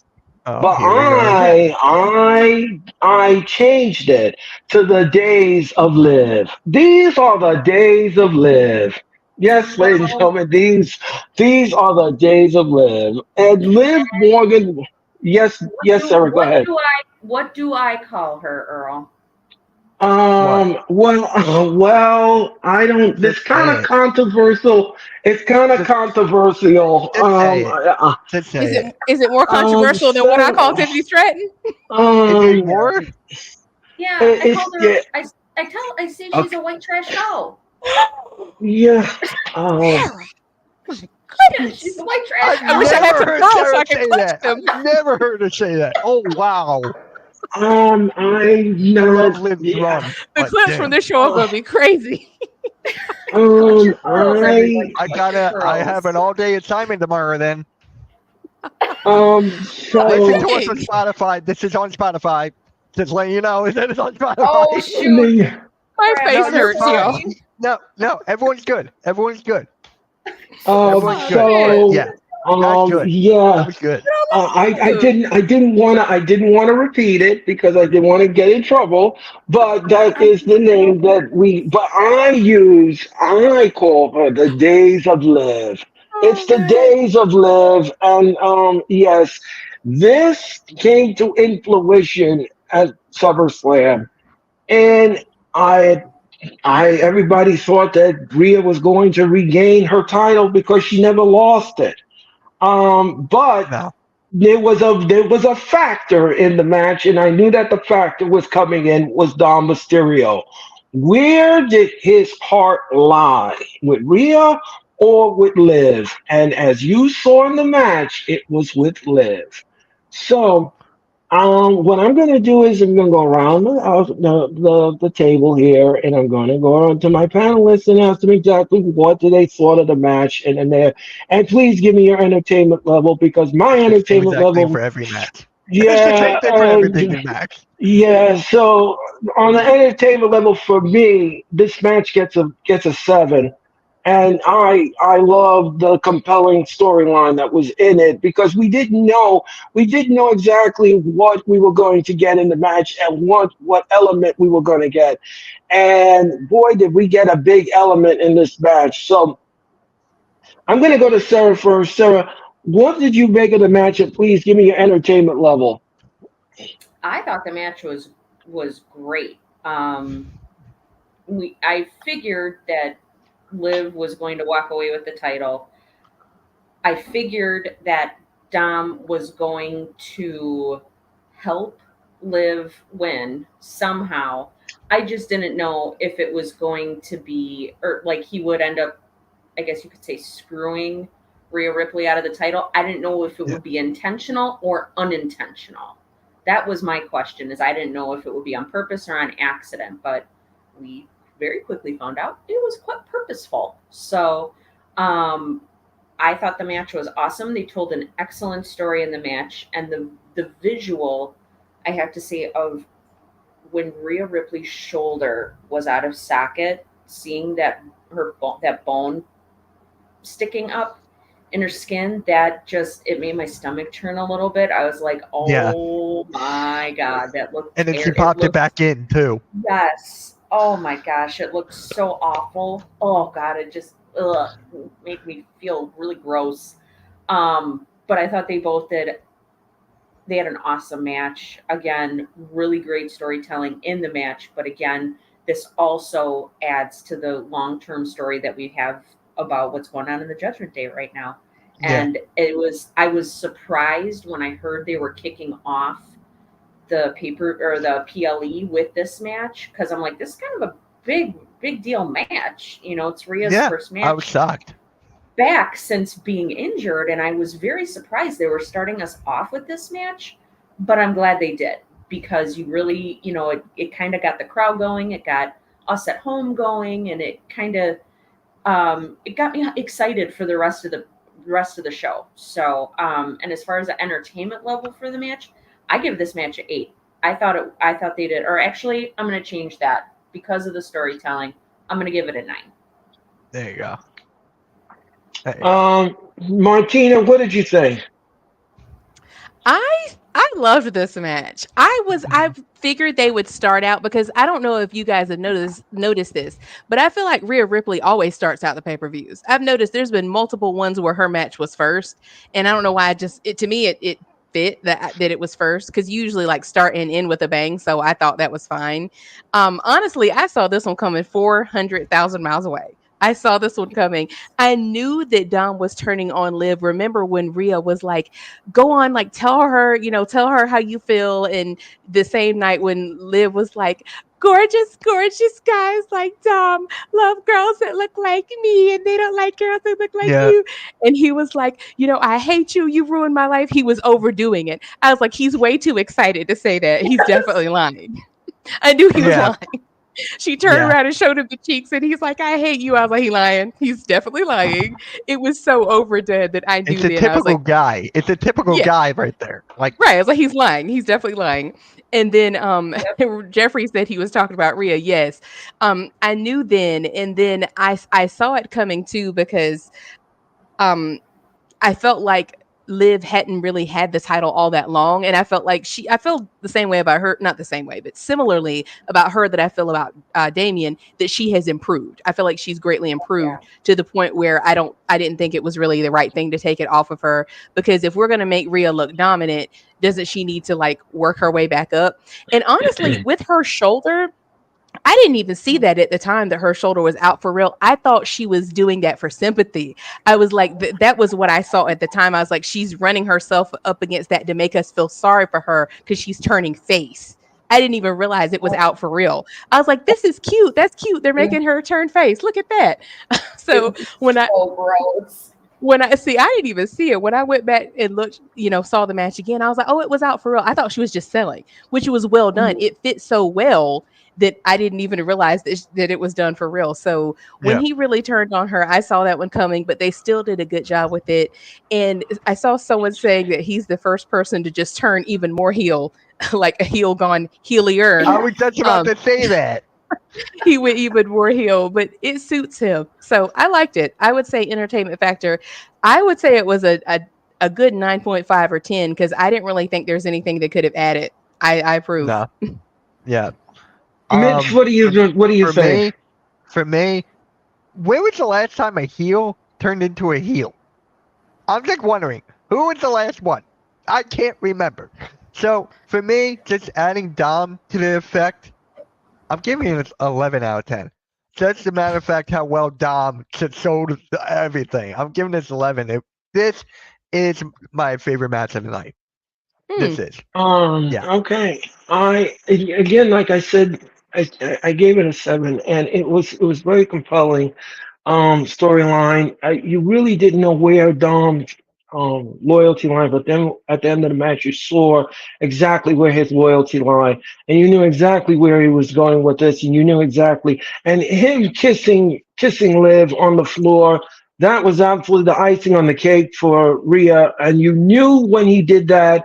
You knew when he did that. You knew that Rhea was going to get kicked out of Judgment Day right then and there. So it was a signature of Kiss of Death for Rhea. So, but again, good stuff all around. All right, we are almost done, and the last match is Cody Rhodes took on Solo, and Finally, should have this started off with this. yeah, well, yeah. Well, no, I wanted to end. I wanted to end with it. I was Well, kidding. I'm kidding. I know, no, no. I know you are, Mitch. I know. As You know you Virgos, are. I You know know. I was, but you were like, no, I want to save this for the end. Okay. Say I go on with this. Go on. No, no, no, no, no, no problem, Mitch. No problem. I'm here for you. Um, so, um, so, so Don't even. the match itself was great. The match was great. This was Bloodline rules, and we all knew that Cody was not going to give the match up. He was not going to give the title up because he is 1-0 in Bloodline Group matches. But what we got out of this gift card package was absolutely great. Roman comes back and he came back in spades. And here's some facts that you all may not know. Roman paid the WWE $800,000 in revenue. He Yep. made that money for the WWE. His merchandise sold out in 1 hour. In 1 hour. on his return. I'm just gonna And say like this. yeah, and I'm just gonna say like yeah, this. and Mitch asked me to acknowledge Roman. So I Yes. only could acknowledge Roman on half of what he Thank you, accomplished at Jeffrey. SummerSlam. Thank you, Right. Jeffrey. Thank you, Jeffrey. And I only could acknowledge Roman on that half. Now, tomorrow night here on SmackDown, we have the most interesting SmackDowns I think we're going to get in a very long time because in Tulsa, Oklahoma, in a rain soaked Tulsa, Oklahoma, we're going to have SmackDown. And tomorrow night is going to be very compelling. Now, I'm going to be doing SmackDown. I'm All going to right. be doing Yes. SmackDown on my All right. channel and on X. And Nick is going to do SmackDown as well. And he's going All to right. have a All ton right, of Earl. guests on his.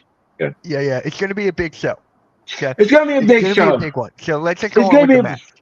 Okay, so the match itself is fine. Match was all right.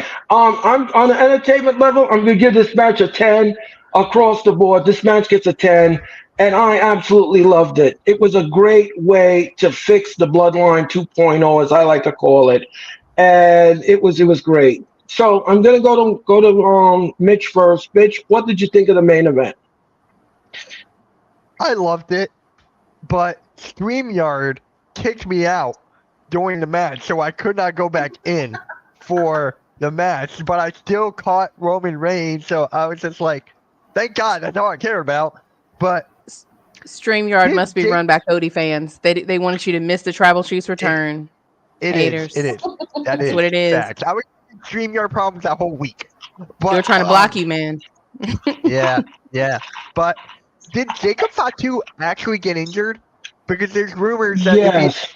if he Yeah. did not get it, okay, Earl. So he did get injured. So wasn't Jay? I heard Jay was supposed to return during that. I heard Jimmy was supposed to return during that. But since See, he got injured, they just They didn't rush. It still flowed perfectly. But I'm just saying, what's good have? Mhm. Yeah, great match. 10 out of 10. Okay. Sarah, what did you think? I thought the match was good. Solo has gotten better in the ring, but Yes. going into this match, and I thought the build was okay. Going into this match, whether Roman was going to be there or not, they are not going to put the what do they call this title? The undisputed title. They're not going to put it on somebody who's got the win-loss record of someone like Solo with like one win and Yes. like 43 losses or something. Like, come on, y'all. Yes. Let's be real. So I knew Solo wasn't going to win anyway, but I thought Tamatonga and Tongaloa, they did okay. I mean, then you got Kevin Owens and Randy Orton coming out. I'm never gonna complain about seeing Randy Orton. So, Yeah. so the fact that we got Randy Orton for the little bit that we did, I was happy about. But Jacob Fatu, I have said this since he came on to SmackDown. Holy smokes, he is wonderful. I'm really liking like the character work he's doing. He's great in the ring. His intro is wonderful. So I really am enjoying seeing Jacob Fatu. Really, really enjoying seeing him. Um, the match, we know Bloodline rules. Of course, you're gonna have all the members of the Bloodline coming out, messing with Cody or whomever the opponent is. But yeah, I thought, and then you had the bonus of having Roman come out at the end and take out Solo. That, oh man, I popped so hard for that. I was so glad to see him do that to Solo. That's why I'm like, depending on what happens tomorrow night on SmackDown Yeah. and kind of the direction we see this going in, I might have to acknowledge my tribal chief. There we go. Because Solo is definitely not the tribal chief. Absolutely not. No. No, no, no, no, no. No. There's only one tribal chief. That's why I got really mad when I saw them put the special necklace on. So I forget what it's called. Uafala. Uafala. Ulafala. Yes, Uafala. Yep. Hmm. Okay.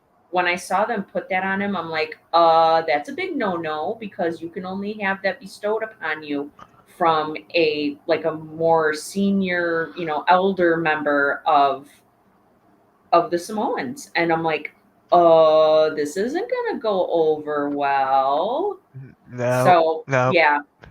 So I thought it was great, especially with Roman coming out at the end and that look and acknowledgement that he gave to Cody and Cody gave to him, and you could see at the very end of it was a split second, but you could see Roman kind of smirk at Cody and kind of give him a little head nod.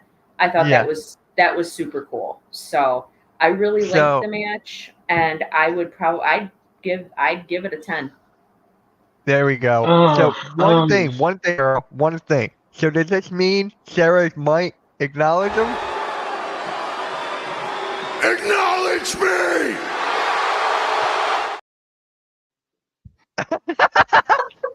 Shout out to Cool Cat Connor for making me that for the bloodline effect. what I'm going to do is That was funny. I am going to go to the CEO of the Bloodline, Miss Martina.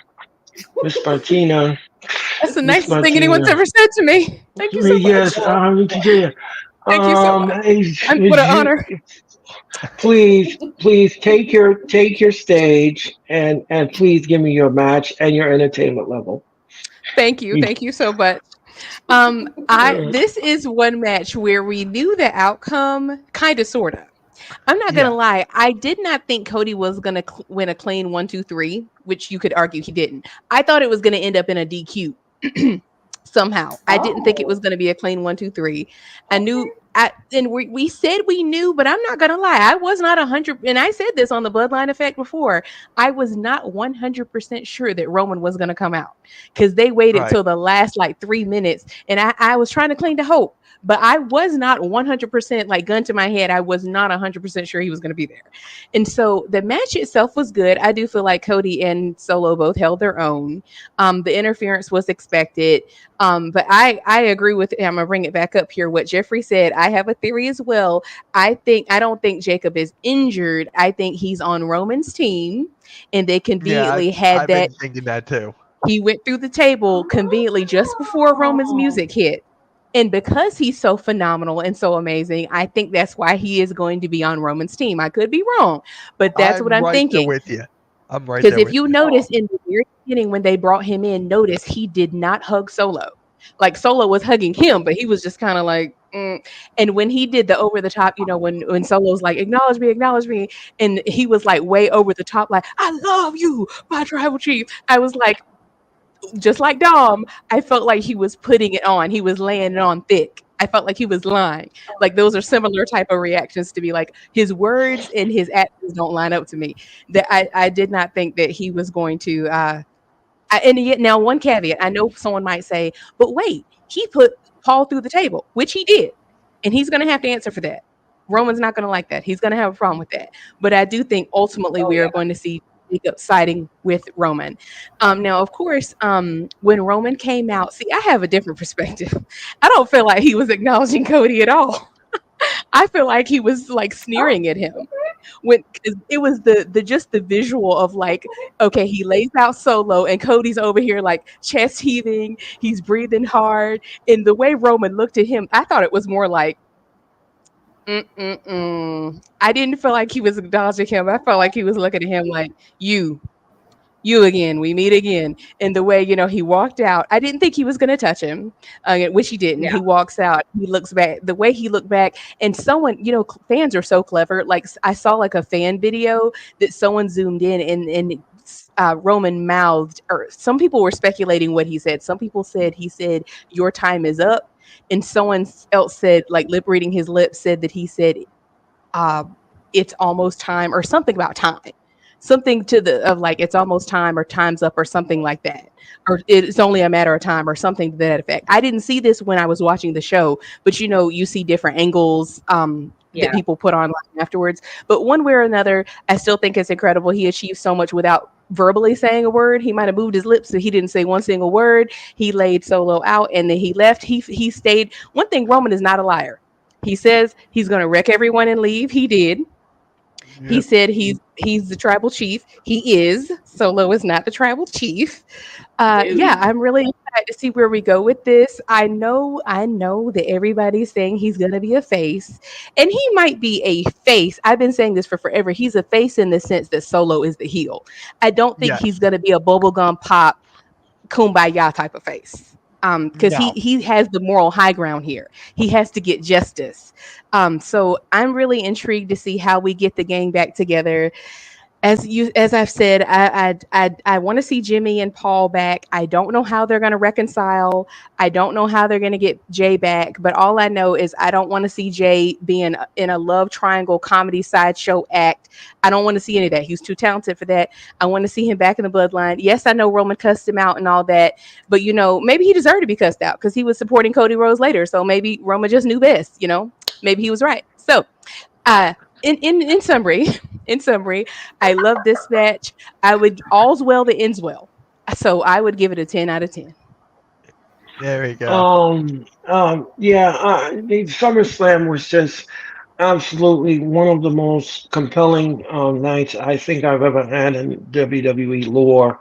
And what we got at the fallout from Raw was absolutely great, which, by the way, um, got over 1 million viewers this past Monday night, which made Raw the number one show on Sci-Fi, and that was absolutely great at what Raw produced this past Monday night in Baltimore, Maryland. I had fun doing it with Mitch, and it was a great time.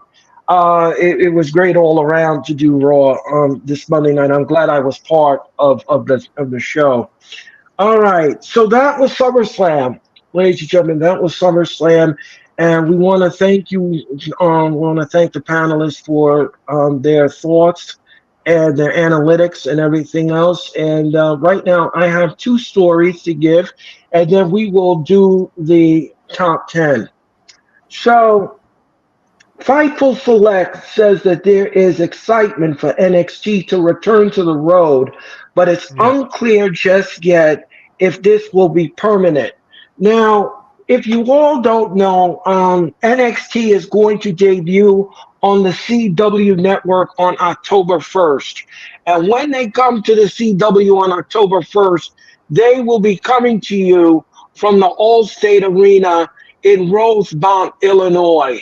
So NXT will be making its debut inside Rosemont, Illinois at the Allstate Arena. So I'm going to go to Sarah first. Sarah, what do you think about this? What do you think about NXT coming back on the road? I think it's a very good idea. You got to figure too. They're going to be starting, moving the show from the USA Network to CW. So I think it's a good move to get new viewers to see their product. Because I believe, if I'm not mistaken, I think the CW is. I think at least for me anyway, it's like a local channel, so you don't need cable Hmm. television to watch it, which is, you Right, have to have cable now to watch it on USA. So I think that is a right. really good move. I think also it's going to help promote further this partnership that NXT has right now with TNA. So that's Hmm. another really good thing. And once again, you're getting these newer WWE wrestlers used to going out on the road more, because right now they just wrestle out of the performance center in one location. So I think Right. that's another thing too, is you're helping to better prepare these newer wrestlers for what life on the road is going to end up being like once they make it onto the main roster. So I think it's a great move. Yeah. Yeah. Martina? What do you think? This actually is new to me. I did not know that. I never really I'm not going to lie. I just got into NXT this year, like really like regularly watching it. And honestly, here I go, to be honest, the product is so good. I'm not gonna say it. The Um, joke is dead by now. Literally, I never even thought about it. It didn't even cross my mind like that you're right. They're not on the road. They're only at the performance center. I never even Yeah. thought about that before you said that, because to me, it's a great product. NXT is better than AEW right now. it's an excellent product. I like what they Thank do God over for there. saying that. Yeah, like I like the storylines. I like what they're doing for I'm not gonna lie, for all the I can't remember what it was, not this most recent one. I think it was Heat Wave. The Hmm. the last pay-per-view to me was better than the main roster pay-per-view. So or I'm sorry, Yeah. premium live event. So I Well, think it's great. It's for them to travel. I agree. This is I gonna hate let that. the guys and girls know what it's like to hit the road. It's very exciting for them. Like I think it's phenomenal. I love it. Mitch, what do you think? Well, first, I want to give Nick credit for this because he did post this on Facebook when it did break. So shout out to Nick for covering that. So shout out to Nick. Appreciate that, man. He's a part of Hardcore Sports Network, one of the hardest working guys I know. I'm acknowledging him. Don't worry. And I'm going to clip this to him. So I'll be like, Nick, congrats, bro. You nailed it right on the head there. But for me, am I in the NXT? Yes and no. After what happened with Wesley and that heel turn, that was big. That was a big one. We kind of saw that looming. We saw that happening. But then I'm just like, okay, is it going to go compete with TNA now and go to like different events, different arenas and stuff like that? I would love to see that because of that partnership they got. And yes, I believe in Joe Hendry. I'm just saying that because Joe Hendry's gonna have on the road trip if NXT does this and he goes to TNA. WWE and TNA gotta pay for that man's gas. They gotta pay for his gas. Like, come on now. Well, It's too that- soon. that's All interesting. Very right, what's the interesting next one? indeed. What's the next one? Okay, so according to Fightful, Josh Alexander has been discussed to appear in NXT as part of the crossover with TNA. So, according to Fightful, Joe Alexander looks like he's going to appear in NXT as part of the crossover. I don't have a problem with this. I don't have a problem with this. Again, um, what do you guys think?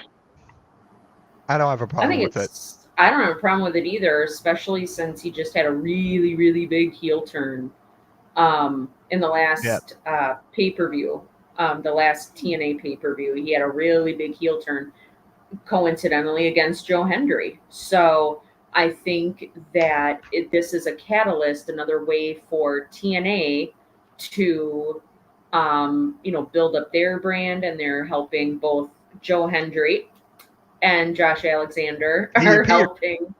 Yes, both those guys are going to be helping NXT elevate their brand too. So I think it's great. Yeah. This Well, is yeah, where hold on. This is where I truly believe, not in Joe Hendry, but this is where he should have won the title. This is where he should have won the title at him being an all-time high.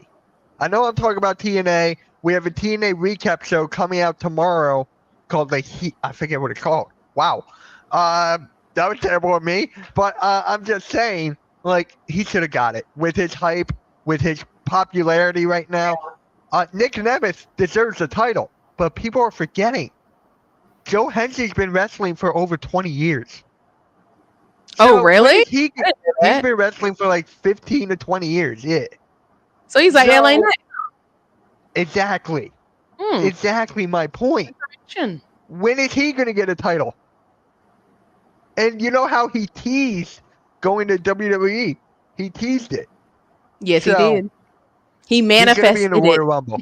He's going to be in the Royal Rumble. Oh yeah. He's Oh going to yeah. be in the Royal Rumble. So yeah, I again, like I said, I don't have an issue. I don't have an issue with this whatsoever. According to multiple sources, AEW is turning their product around. AEW has now had emergency meetings for the past 3 weeks. They're trying to fix what is broken behind the scenes with their talent and their management team. They gotta AEW fix Orange Cassidy first, but other than that, AEW is trying to fix their products and trying to get more audience into their frame. This includes more storylines, more wrestling appearances and more ticket sales as going forward. As fans are complaining about ticket sales and, of course, their product as well. What do you all make of this? I I think don't watch first, AEW, so I got no words. I think first, the main thing, and you and I have been preaching this for a very long time, Earl. Tony Mm-hmm. Khan has way too much on his plate. He has way too Mm-hmm. much on his plate between AEW and the Jacksonville Jaguars and any other businesses that he has.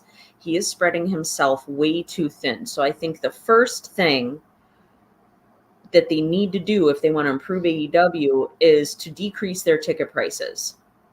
That is the main reason why I have never been to an AEW show, is because I'm sorry, I'm not paying $1,000+ for a decent seat at a wrestling show. That is outrageous. That's the A same thing with thousand WWE too. dollars. That's the same thing Yep. with WWE too.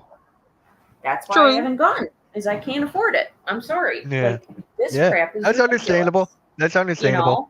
So I think that's the one thing that they need to do. The other thing is, now we did see a little bit of it with the news breaking, I think it was maybe earlier this week, with Britt Baker being Mm-hmm. suspended, that Tony Yes. Yes. Khan was actually a boss and somebody Right. broke the rules. They went through their process, and they Mhm. handled it before any news of this was even talked about on social media or anywhere else. So he's making strides in the right direction, but it needs to happen faster, and there needs to be more of these changes. Yep. Martina, what do you think? I agree with everything you said, Sarah. I agree. I am not going to lie. I haven't been to an AEW event either because I did not know. I mean, I didn't know that you were talking 1,000 US American doll hairs, but I'm not paying that either. That's a no. I'm gonna say Right. one thing, one thing right here. They are going to need to work on the length and the breadth of their pay-per-views because they are Yes. 40 days and 40 nights. They have too many matches and they are like a freaking marathon. I don't know Yes. how they're gonna fix it, but they need to fix it. We all know the backstage issues, or from what they've told us anyways. It just seems like I don't know if they need more coaches. I don't know if they need more mentors. I don't know if they need to just get rid of repeat offenders. I don't know what they need to do, but clearly something needs to happen. But I'm gonna be all the way real with you. They need a new leader. I think it's more than just Tony has too much on his plate. I think it needs to be someone else. I think he's too invested in it because look Yeah. at Vince. He did it for years and years, and it just got progressively crazier and crazier. It's like there's no one to check him. Like I know he has a board, but clearly it's not giving. So I don't know. They need an overhaul of leadership. Let's put it like that. And I have been saying this for the longest time. They need less blood and more family friendly content. That is going to be a big thing with them because I've said this before. Families watch wrestling. Now, I've said this before as well. It doesn't need to be Cocomelon. I'm not saying it should be Bluey or anything like Yeah. that, but it needs to be more family friendly because parents take their kids want merch. Kids, I mean, let's be real, kids are a huge audience for merch. And it also is helping to raise up the next generation of wrestling fans. Because how many of us grew up watching wrestling? That's a huge lost point for them. Because I know I'm a mom, I'm not taking my kid to go. Like, I really wish, like, for a good example, I wanted so badly to go to Sting's last match because it was in North Carolina and I'm in North Yes. Carolina. It didn't end up going, but after seeing like the Darby Allen thing, I was like, I'm so glad I didn't go because my daughter would have been like in tears. I'm sure a lot of other people were. I'm sure adults were in tears. But it's things like that. Like they've got to work on. They've got. I don't know how they're going to do it again. I'm not their leadership coordinator or whatever, but they're going to have to work on making it more family friendly, less blood, and all the things I just said. Yeah. Mitch, what do you think? I don't watch AEW, so I got nothing to say. Okay, I'm gonna say this. I'm gonna say this.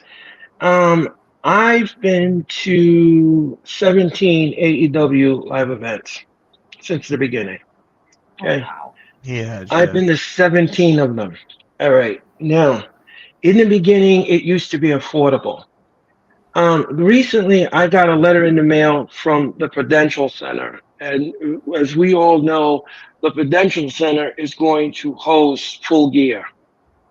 When I got the prices for Full Gear, I almost fell off the couch. There is no way I'm going to pay the prices that they're asking for in the Prudential Center. I'm not doing it. I'm not doing it. I can't afford it, and I'm not going to go to the show. So I can't afford it. It's like Sarah said. It's enough. Okay, so that's point number one. Number two, Tony Khan needs to have an live event team. He needs a live event team. I've said this before over again. I've said this a million and one times till I'm blue in the face. He needs a live event team. You need a marketing team. You can't run a wrestling organization without a live event team and a marketing team. You need them both because they work hand in hand. They do. If you all don't think so, you're fooling yourself. It's a must. It's a must. Another thing too is, and I agree with Martina. Yeah, blood is okay in wrestling. It's fine for what it is, but you don't need to do it every time. Not everybody needs to bleed all over the place. You don't need everybody to bleed. You don't need anybody to bleed. Bleeding is okay in wrestling if it's once in if it calls for the storyline for somebody to get busted open. Okay, fine. I understand that. WWE is starting to do that with certain storylines as you see people getting busted, but it's not rampant. It's not rampant, and you need to know when to pull the trigger and when not to pull the trigger on that. Not every time you need to see somebody busted open. And case in point, John Moxley, you don't need to see Moxley bleeding all over the place in every AEW Dynamite. You don't need to see him bleeding on pay per view. It's not necessary. We don't need that kind of shock and awe to have that happen. So that's another point. Another point is that you need the wrestlers to go around different TV shows and stuff and start promoting the shows and start bringing out the market. You need to drown those markets. You need to go into these little Earl, markets and I just yes. gotta ask, how do you know they're not doing that? Because we don't know if they're doing that or not. I can't say Yeah, that. So how do you yeah, know for like sure they're doing that? because here's the thing, Mitch. When you look on Dynamite and you look around the country and you see how dark the arena is, and you see how small the seats are, and Yeah, you see how I can low the agree to that, attendance but is. I can see that. But again, it goes to up to Sarah's point on how their ticket prices are. So you don't know that people can afford it. Not everyone has been to 17 AEW live events, Earl. I'm just saying, tickets are hard to come by. Okay, all So right. you don't know that if someone's going to go, oh, what if, God, I don't watch AEW anymore. What if MJF goes around? You know, he's promoting this, him saying in kayfabe. You can go with Adam Cole. You can go with Mercedes Moné. You could go with all these guys. They're definitely promoting this. They are. We just don't know to what extent. So for me, I'm just Okay. like, it's a professional, and Okay. they probably have some promoters in the front office. They probably have all this stuff there that is helping it get out, but it's the ticket prices at the end of the day. Well, Okay. to Earl's point, they might already be doing it, but I think what Earl is trying to say is even if they are already doing it, they need to be doing better. They need to be I doing can say something that. different, or they need to be doing a better job of it. But whatever it is they're doing currently, it's not working. Yep, Right. I can agree to So that. I So can then agree to that. so that's just my point on it, and that's just my feeling on it. And it is again, it's just a testament of what I see in the product and what needs to be done and what needs to get improved here. Okay. But What if they're not? All right, I'm gonna go back to this last thing, and then we can go to a top 10 because I'm excited to see everyone's reactions to the top 10. They are doing the best they can. Can they do more? Yes. How long has AEW been a company? How long? I honestly don't know. 7 years? 6? It's almost How six long? years. Almost Okay, six. 5, 6. Thank you. Yeah, WWE's yeah. been around for 30, 40, 50 years. It takes a long time, a very, very long time to run a company. A very, very long time. There's still tweaks here and there. There is. But I just hate the fact that everyone's hating on it. Do I like this product? No. It's because of Orange Cassidy, but that's besides the point. I'm just saying, like, I knew you were gonna say that. It's all Orange I Cassidy's fault. I had to. I had to. It's just like we don't know what goes on behind the scenes. We don't. So you Yeah, can yeah. read all the articles and stuff, but Um. So. Anyway, But I would think though, like I would think though, no matter how long they've been around, if they're seeing something that they're doing is clearly not working, the fans is yeah, telling them that we don't want this or we don't like this or you should do this or whatever. Because I'm sure they talk to focus groups and they put such a strong exactly my emphasis. point. Yes, Yeah, exactly my point. yeah, they put such a strong emphasis on the ratings and stuff. You would think that even that no matter how long they've been around, if they see something isn't working, then they need to make some changes. And the changes, Yes, either they're not making enough changes or they're definitely not happening fast enough. yes. Well, But again, I would it's 5 years. Well, I was just going to say, I agree with you, Sarah, but something that I would add that I've seen a common critique of them, I feel like they are getting feedback, but they're getting it's like an echo chamber. They're getting feedback from Yes, people who are already fans. They need to work on building new fans and new audiences. casuals, Yeah, they need it. casuals. Yes, Exactly. The casual fans, they cater to a very niche audience, which is that's all fine and good. But if you want to grow, what do they say to do something you've never done? Or to get something you've never gotten, you're gonna have to do something you've never done. They're gonna have to and Yep. switch that up, to get I new mean, people. look at WWE for example. Sarah, you're gonna hate where I'm going with this. Logan Paul. Oh, God. Great, bring casual fans. I hate to admit it, but that's how you bring casual fans. I'm not talking about his title reign. I'm not talking about his title reign. I'm just talking about the marketing aspect of it. Yeah. That is it.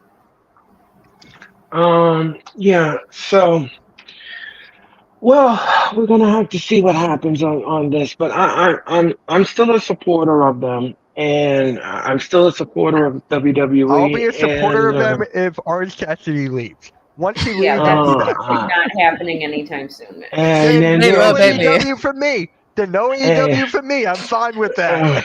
uh, I and I I go ahead, Martina. I'm sorry. Oh, I was just gonna say, I actually do. I try to root for them. Let me put it to you like this, because I do agree Yes. with, like, I've heard people say, it's good that wrestlers have somewhere else to work. But then Yeah. I would say the caveat, I want it to also be a non-toxic locker room or whatever, whatever. I Yeah. like the idea. I like the idea of AEW. I think they have accomplished a lot in a small amount of time. To your point, Mitch, I do agree with that. However, I do Mhm. feel like they have suffered a lot of blows. Cody Yes. leaving, they've never recovered from Cody leaving. I said what I They said. Yeah. never I'm sorry. recovered from They've Cody being there. they Like, let's be honest, they haven't recovered with him there. And by the way, this is Martina, I'm true. still kind of mad at this. Oh You yes, keep touching me that. it was too easy. It was too easy. I'm sorry, I couldn't help myself. No, they Go for never it. It's recovered. fine. They never recovered from Cody being there or leaving. The women's division has not recovered from Jade leaving, because let's be real, she's Yes. the hottest ticket that has left. Hmm. Yep. They have fumbled Mercedes' return. Yes. Um, it's so many, they've made so many grave mistakes, you know what I mean? And they've just had a series of L's that they need a really big win right now. I think a lot of people thought signing Okada was going to be their, like, watershed moment, but I Yeah. don't know what yes, and CM Punk leaving. Thank you, Jeffrey. CM Punk, they haven't Yeah. recovered from Yes. that. There's so many things they've taken hit after hit after hit after hit. I really do wish them well. Like, I don't want to see anybody lose their job. That's not true. I shouldn't say anybody. I don't want to see these particular people there lose their job. I don't want to see wrestlers out of work. But I wish them the best. I really do. But they do need to make some changes. I think they need to be open to change, because at this point, honestly, I don't think they are. It doesn't feel like they're open to change. Maybe they are, I and they're just not showing it. I don't know. There's a lot we don't know. We can speculate, but again, we don't know. So, all right. I'm excited, Earl. Are Uh, you ready for it? all right. So, Who's ladies and gentlemen, that was the wrestling news of the night. And thank you all so much for your time and energy. And this show again will be on Spotify. Don't forget the yes, Spotify. yes, it And will. yes, it will be on Spotify. And Hardcore Sports is all over social media platforms. You can follow them on that. Before we say night night on this show, it is now time for the main event of the evening, and Yeah. that is your top 10 wrestling finishes. All This is right. going to be fun because this was Mitch's idea. This wasn't my idea. I didn't come up with this. This was Mitch's idea. Mitch had a conversation with me about top tens and top this, and I thought it was great to bring I'm it. gonna clip it. Uh, this was his idea. This was his brainchild. So, again, I want to thank Mitch for making a new element here to the wrestling experience. Of course. So, Who's first? um, Who's first? So I yeah, got to know who's graphic. okay. So this is how it's going to work.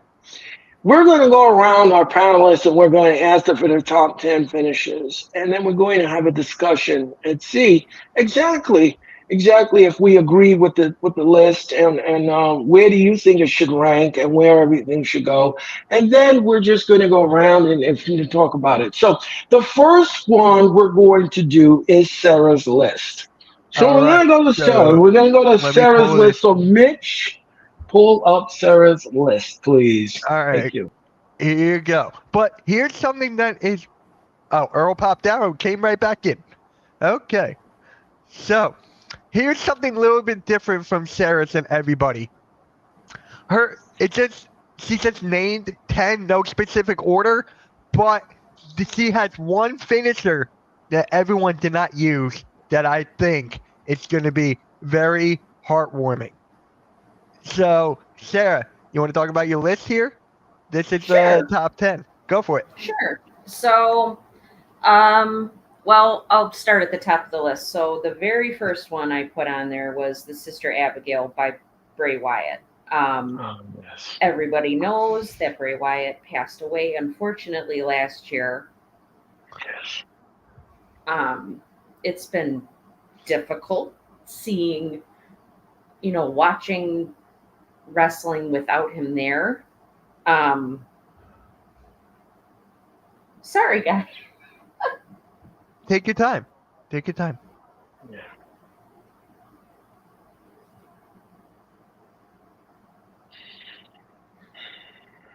You okay? So, yeah, I'm okay. Okay. So it's that's why I was very, I guess, cautious with the new Wyatt Six stable that was coming out because Yeah. I'm like, please don't let it be hokey. Please don't let it be, hocus pocus and, a bunch of like spooky stuff. I think they've done it beautifully. Um, and when I saw Bo Dallas give the Sister Abigail to Chad Gable on Raw, that was like crazy. He did it just like his brother. And I Yeah. honestly, because I think he had his mask on, and that mask has the dreadlocks attached to it. So um, that was crazy because with the smoke in the ring and the lights down, he looked very much like his brother doing it. But I think that move it's not anything that anybody had ever seen before Bray Wyatt started doing it. So Mhm. um, it was one of the things that made him stand out and against the plethora of wrestlers that he faced that he was in the ring with. So yeah, so that's why I put it on my list because it definitely made a statement. It definitely made a statement when he used the move. So um, the rest of them I put on here was they're pretty, I guess, pretty standard. Of course, you have the tombstone from the Undertaker. Hmm.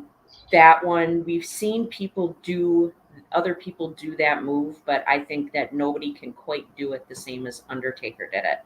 Correct. Um, and you got to, think back to when we would see it done in like the Attitude Era when in the 90s when Undertaker did it. I mean, he gave the tombstone, I think, to Linda McMahon.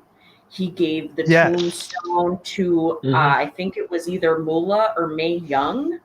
Hmm. So I think if which Everybody could always get the smoke. oh my god, and it would always make me laugh because I love Mae Young. She was crazy and she was kooky, and I just loved seeing her. So I always got a kick out of seeing her. But so many people let them let Undertaker do that move with them because they trusted him implicitly doing that. Because you got to figure that is going to be one of the most devastating moves out there. Because you are literally giving the impression that somebody's being dropped right on the top of their head. So Hmm. um, you got to make it look good, and you got to make sure you're doing it safely, which Undertaker, always did. But yeah, one of my favorite finishers was the Tombstone by Undertaker. Um, of course, the next one on that list is the RKO by Randy Orton. Everybody knows Ah, how much I love Randy Orton. He is one of my favorites, has been one of my favorites, and nobody can do a cutter like Randy Orton does the RKO. Nobody can do that, especially when you have the RKO out of nowhere moments. Those are the I best, agree. the best RKOs. Especially, the one that definitely comes to mind was when he snuck up behind Brock Lesnar and gave that RKO to Brock Lesnar after Paul Heyman was saying, "Oh, you're never going to be able to do a RKO on Brock Lesnar." Boom! He came up behind him and surprised him with one. That was great. But also the RKO that he gave to Seth Rollins. That was yeah. another one in their match. That RKO Right. that he gave them. Holy Off the moly! neck. Yeah. Yes. Oh my gosh, that was My neck hurt hands from doing that. down. Yes, yes. So it Ah, was hands down one of the best RKOs for sure. Um, Come on, you have to say the Stone Cold Stunner. yeah. Like Stone Cold, he made such an Oh impression yeah. in such a short amount of time. It still blows my mind that Stone Cold was only like hot and on the main roster in WWE for just a few years. But boy, did he make an impression, and he definitely made a lasting impression. And now you have Kevin Owens that does the stunner, which is pretty cool. So he's Hmm. kind of carrying on that legacy of Stone Cold through that move. Um, let's see. The sharpshooter. Oh, the sharpshooter. Yep. Sorry, I'm trying to read it. I can't really read it with It's the okay. red I writing got on you. I there. got you. But So yeah. the sharpshooter by Bret Hart. I Come on now. I had a crush on Bret Hart when I was a little girl, so Oh I my always god. thought it was like I always thought it Me was like too. the coolest move in the world. Um, but I mean, you've so many people now that use that move again in honor of Bret Hart because at the time he was the only one that was doing that. So, and you always hear now people when they do that move, the announcers always liken it back to Bret Hart. It always links and that Bret Hart and that move are linked. Um, but definitely the sharpshooter, and it was his finisher because he would bust it out and get somebody to submit, and it always worked. So let's see. It's a spear. Edge of Oh Roman yeah, Reigns' spear. yep. So I kind of did like an old one and then like an old version of the spear, a new version of the spear. So, Yeah. because I know a lot of people like Roman Reigns and everything. So I think like Edge is who made that move famous. He is for years was the only one that did the spear. You know, his opponent could think they're winning the match, and then all of a sudden, Edge comes out of nowhere with that spear and takes somebody almost right out of their boots with it. I think back to the spear that he did off of a ladder to Jeff Hardy I think that was during the very first ladder match. Definitely, that's something people still talk about now, and that was 30 years ago. So, and Roman Reigns, Oh of my course, god. nowadays with the spear, it's like he's brought it back. You see people doing it, and I guess you could say honorable mention for the spear also goes Braun Breaker does the spear, and he does it crazy because he'll be running those ropes. And I think I heard on I think on Raw, they said that when Braun Breaker runs the ropes, he can go like 23 miles an hour. So imagine doing Yeah. that and then spearing somebody with it. Like that is crazy. So so yeah, that's why I put the spear on there. Hmm. And then come on, you You gotta got the do sweets and the music. Yep. super the super kick from Heartbreak Kid, Shawn Michaels. And I know that the Usos do it now, but Shawn Michaels is who originated that move. He's who Yeah. made that a well-known move, and he always I just used kick it. Stan. Um, a couple of the instances I could, yes, yes, and a couple of the two instances that come to mind is definitely the more emotional one is the one when he had to give it to Ric Flair in Ric Flair's retirement match, where he apologized for giving him the super kick. So there's that one, but then that super kick he laid on Shelton Benjamin when Shelton Benjamin Yes. came bouncing off the top rope, Yes. to be able to hit it perfectly like that and not injure Shelton Benjamin. Come on now. Like he's the only person. He's the best person for a long time. He was the best person doing that move. So, um, and And then then the Swanton Swanton Bomb. Bomb. Yep, by Jeff Hardy. Doesn't matter where he's doing it off of. He's doing it off the ring, if he's doing it off of a ladder, if he's doing it off scaffolding, it doesn't matter. Like he is Hmm. hitting that thing. He is making him not only himself look good, he's making his opponent look good too. So definitely the Swanton Bomb. Um, the Pedigree by Triple H. Yep. Um, Again, that lives on through Seth Rollins. Seth Rollins has been doing the Pedigree, which I think is wonderful. Um, Still very devastating. You got to figure you're holding somebody's head in between your knees and you're smashing their face down on the mat. Like you know that they're going to win. Um, you know Triple H is going to win when he does that to someone. And then, kind of along those lines, you got the curb stomp by Seth Rollins. So, I mean, what could be more devastating than stepping on the back of someone's head and smashing their face into the mat? So, Stomp into the RKO. Perfect. that's That probably was my number perfect. one is RKO for sure. Yeah. Yep. All right, Earl. Who is next? So let's go to. I'm going to be last. So let's go to Mitch. Mitch, what is your list? All right, give me 1 second here. I gotta make sure I got. There it is. All right, give me 1 second. It's kind of hard when you have all four of them on your computer at once.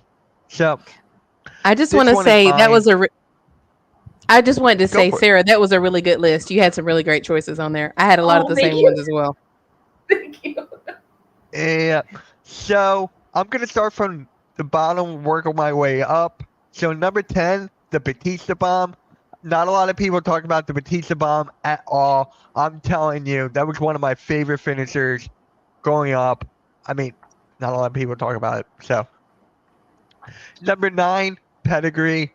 I mean, the super kick into the pedigree. It's just like he gave it to Seth Rollins. I mean, like that's the perfect thing. Number 8, 619. How does no one ever talk about the 619? You don't see anyone swoop through the middle of the ropes. You don't. So that's mine. 7. Shout out to Denise, the phenomenal forearm. Shout out to Denise there. I mean, it's just perfection. Jumping off the top rope into it. It's kind of like a Superman punch, so I can understand Martina there. But yep. So it's kind of But like that's that. but I think that's okay. There's a lot of moves that are basically the same depending on who does it. So Yeah. Correct. Correct. I'm And for number it. 6. Correct. My number 6, my greatest of all time, John Cena, the attitude adjustment. If he still called it the FU, it would have been number 1 by far. That would have been number 1. But his attitude adjustment, that dropped significantly. So it's just like when he did it to Edge and the Big Show, I mean, come on. He That did was it to the Great crazy. Khali as well. Like, that guy is, like, superhuman.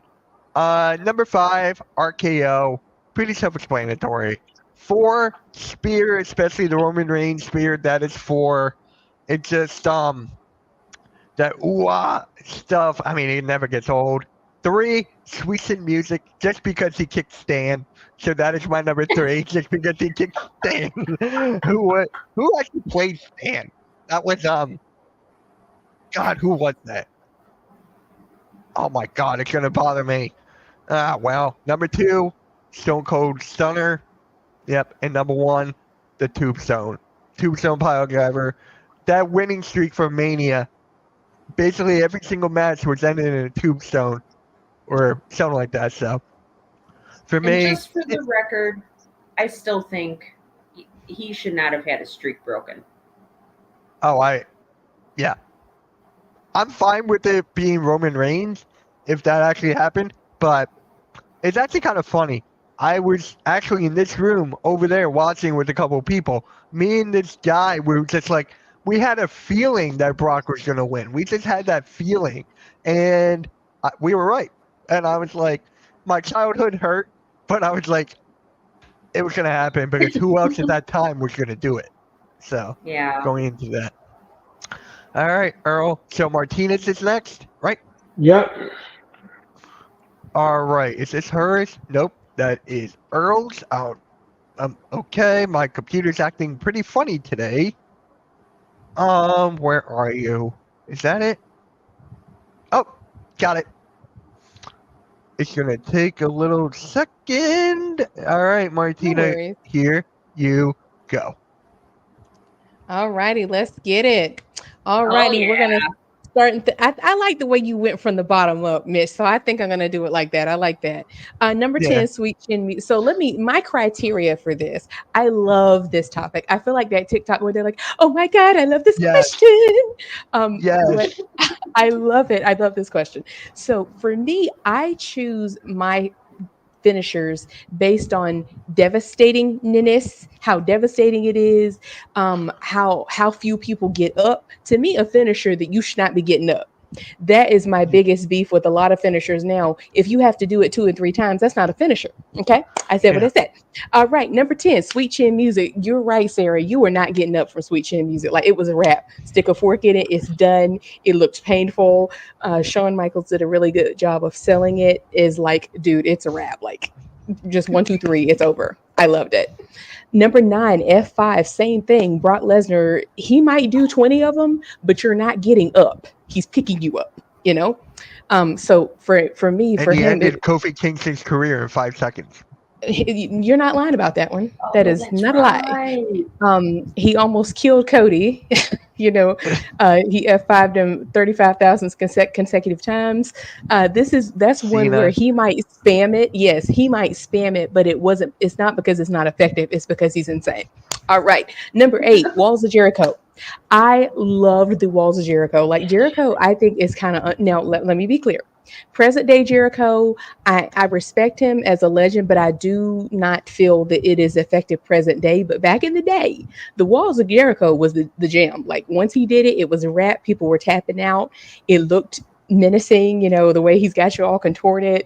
I loved it. It suited him with his whole thing, like break the walls down. It was very harmonious. To me, your finisher should be harmonious with your character. And I really liked that. I love that. Jeffrey said, I'm going to have a spear. I'm going to have a spear. You know it for sure. Yeah. Number 6, Tombstone. I agree for all the reasons you guys said. It's already been said. Undertaker, when he did that, again, 1, 2, 3, it's a wrap. Stick a fork in it. It's done. You were not getting up. This is one that I'm surprised no one said this. Sting. Everyone knows well, not everyone, but people who know that I'm a big Sting fan. I love Sting Yes. so much. I feel like he is greatly underrated. The Scorpion Death Drop, it looked menacing. Like in his prime, when he did it, it looked so menacing the way he held your neck back and literally dropped, like your head going straight down. It looked, to me as a kid, I was like, "Whoo, oh my God, it looked menacing." And of course, he was a very safe worker, but I feel like it is one that I don't recall seeing anyone getting up from it. It looked painful. Again, 1, 2, 3, it's a wrap. It's over. He's winning. Number 4, Stone Cold Stunner. As a child of the Attitude Era, everything y'all said, absolutely. Sarah, you brought up a really good point that I did not realize as well, that he was only at top for such a small amount of time because it felt so long. As a kid, it felt like years and years and years and years, but it really wasn't. But again, that Stone Cold Stunner, 1, 2, 3, it's a wrap. It's done. He also Stone Cold stunned everyone. Mr. McMahon, Stephanie, Triple H, anyone, The Rock, anyone, Mr. anyone can get the McMahon. smoke. Yes, equal opportunity. Anyone can get the smoke. He did not care. I will say, I'm sorry. I like KO, but I don't think he does a good as good of a job with it. I kind of wish he I wouldn't can use it agree. because I don't think it's as good. It's not as menacing. So that's my thoughts. But yes, the move itself is, but the way that KO sells it to me is not as menacing. Because Stone Cold was just that dude. Like it's over. He won. It's over. It's a match. Number 3, RKO. Yes, the RKO. Look, for everything y'all said, it's a wrap. You don't get up from it. It's over. 1, 2, 3. Count them. It's done. Number 2, I chose the Spear now not just because I'm a big Roman Reigns fan, but because the move Yes, is you are. effective. It's effective. No, not only that. No, I try to be unbiased with this list. That I really am looking at moves that I felt like I have not seen people I get up respect from. that. I And respect the that. Spear is one, like you said, Sarah. Whether it's Edge, Braun Breaker, or Roman, you're not getting up from it. It's a wrap. Bobby Lashley is someone else who uses it. Oh Yeah, yeah, like I forgot about him. it's a power move, and y'all know that I like power moves. I like power wrestling moves, and the strong people use this. Like you don't see your favorite Mitch, the Orange Cassidy's. You don't see uh, Rey Mysterio using this. They're Oh using my smaller God. moves. You know what I mean? Like this is a Goldberg. Yes, Jeffrey. Thank you. Yes, Rhino. Yes, thank you, Jeffrey. You're on point. This is a power move. This is used by people who have strength and the ooh ah What behind did it. I Pun do to you? intended. What did I do to you to deserve that? Mitch, I'm not messing with you. I'm just playing. I'm just playing. No, It no, was it's too all good. It's all easy. fun. It's all fun, but god dang. It was too easy. It's just too easy because you were Then just what? really. I was. Crossroads should have been my number one then, right? Oh, for now. Wait a minute. Now, I know you're not a liar. You're an honest man. You wouldn't lie like that. You don't have to do that. You don't have to do it. Okay. Jeffrey said, "Who Tune is into Ray?" the bloodline effect tomorrow, guys. Right. Jeffrey said, "Who is Ray going to spear?" Exactly. That's my point. Like this is not a smaller man move. This is a big beefy man move, and when done right, it's done right. Um, Number 1 sharpshooter. Yeah. An eternal Bret Hart fan. I love Bret Hart. I respect him. I respect that he does not flinch. He does not like Goldberg. He's not going to play like he does. I respect it. I mean, I just, he's a legend. I really did. You mentioned this, Sarah. I loved how CM Punk did the pink and the black. Like, I'm just a huge Yes. fan. He was my first crush. He can do no wrong to me. I love me some Bret Hart, so that's why it's my number 1. And again, this move is very menacing. The way that he does it, it looks agonizing when it's done correctly. And again, you tapped out, it was a wrap. I don't think I've ever seen anyone bust out of the sharpshooter. So that is my list. All right. Now, Earl and Martina, I already told you this. They have something in common. Earl, I did not tell you. Maybe I did, but I don't remember. But anyways, here's Earl's. We got the same number 1. We got the same number Yeah, 1. Because yeah, he we All right, he did. Earl. knows. He recognizes greatness. Ain't that right, Earl? So The, I the, don't know. Oh, that's the, fair. yeah, Great minds think alike. yeah, we do. And again, when I was doing And, these, when I was doing, acknowledge Roman Reigns then. uh We'll see about. We'll see tomorrow night. We'll see tomorrow night. So this is my top 10, and again, these moves are as they're just like what Martina was saying. These moves are devastating to an opponent, and they are devastating. So I'm gonna go with number 10. I'm gonna go backwards here. So the RKO is number 10. And when Randy Orton does that RKO out of nowhere, you never expect it. You don't know where it's coming. You don't know when it's going to happen, and you don't know who he's going to do it to. You don't know what he's going to do it to. The ankle lock, I absolutely love the ankle lock. It reminds me of Kurt Angle. You remember when Sherry Martel and she had that song, "I'm gonna make your ankle hurt." Yeah, yeah. So that's I would like to think of that. All right, That next reminds one, next one. one. Yeah. The sleeper hold is another thing too. When you are in a sleeper hold, you don't your lights just go out. You really do, and you just there's just no coming back from that when you get into the sleeper hole. Really not. The Boston Crab is another thing that I absolutely love in wrestling because you work on the back, and eventually you're going to get into that crab, and there's no coming back from it. Really not. The F5, I love that with Brock Lesnar. Again, when he comes in the ring and he gives you that, that's a wrap. You know that your night is over with that. And of course, I love the Undertaker. I'm a huge Undertaker fan, and I love the Tombstone. I absolutely love it. I think it's great. The spear, love the spear. It has to be done correctly. There are some people that don't know how to do the spear. They do it very sloppy, and you Do have to you be know how to do the careful. spear? Mhm. Do you know how to do the spear? Well, it has to do with trajectory, Mitch. It I'm all has to do asking with you. trajectory. Well, that's what I'm telling you. I'm telling you. No, I You don't don't know know how how to. to. All right, next one. You No, don't know how to do the spear. Next. no, but like I said, it's to trajectory. Anyway, the sweet kid music. The sweet kid music. Who doesn't like sweet kid music? Who doesn't like that? Who doesn't like that? Who doesn't like sweet chicken? Attitude adjustment, I like that as well. That's an homage to John Cena. And of course, number one is the sharpshooter. I love the sharpshooter. I love the sharpshooter. When it's done correctly, it's great. Natty does it. Bret Mm-hmm. Hart does it. Everybody does Yeah. the sharpshooter. They play homage to it. So that is my list right there. That is my top 10 finishers, and it's really a testament to what these moves are. And you all did a fantastic job with your list. I enjoyed each and every one of your lists, and I thank you for participating in this. And thank you to Mitch for giving us the idea and everything. Um, it's just great. So before we Oh, wrap up even tonight, though, hold on. Stevie already acknowledges us. We're on top now. So there you go. God. Thank you, Stevie. I don't so, even know I'm mad at you right now. yeah. So before we go, I just want to wish everyone a very safe and healthy weekend. I'm going to broadcast one more time tomorrow night for SmackDown. And that will do it for me for the week. It's been a long, arduous week for me. Yes, it Health, has. Yes, it yeah, has.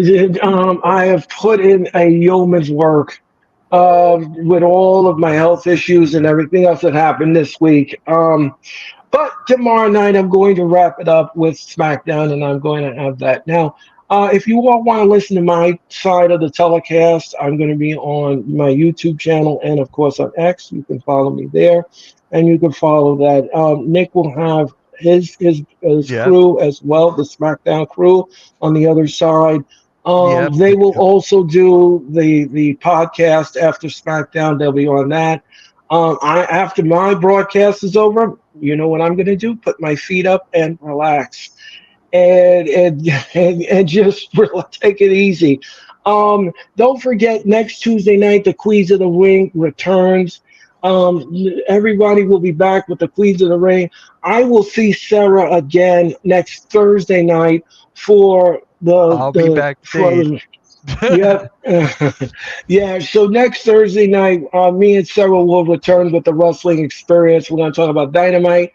We're going to talk about everything else that happened in the world of wrestling, and we're going to give you that. And Sarah, again, I want to thank you for an amazing week. You have been absolutely a rock star this week with all the PLEs that we did.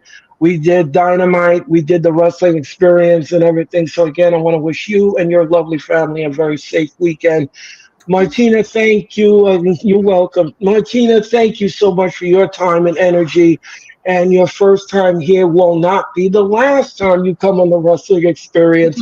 My door and my mothership is open to you anytime, any place.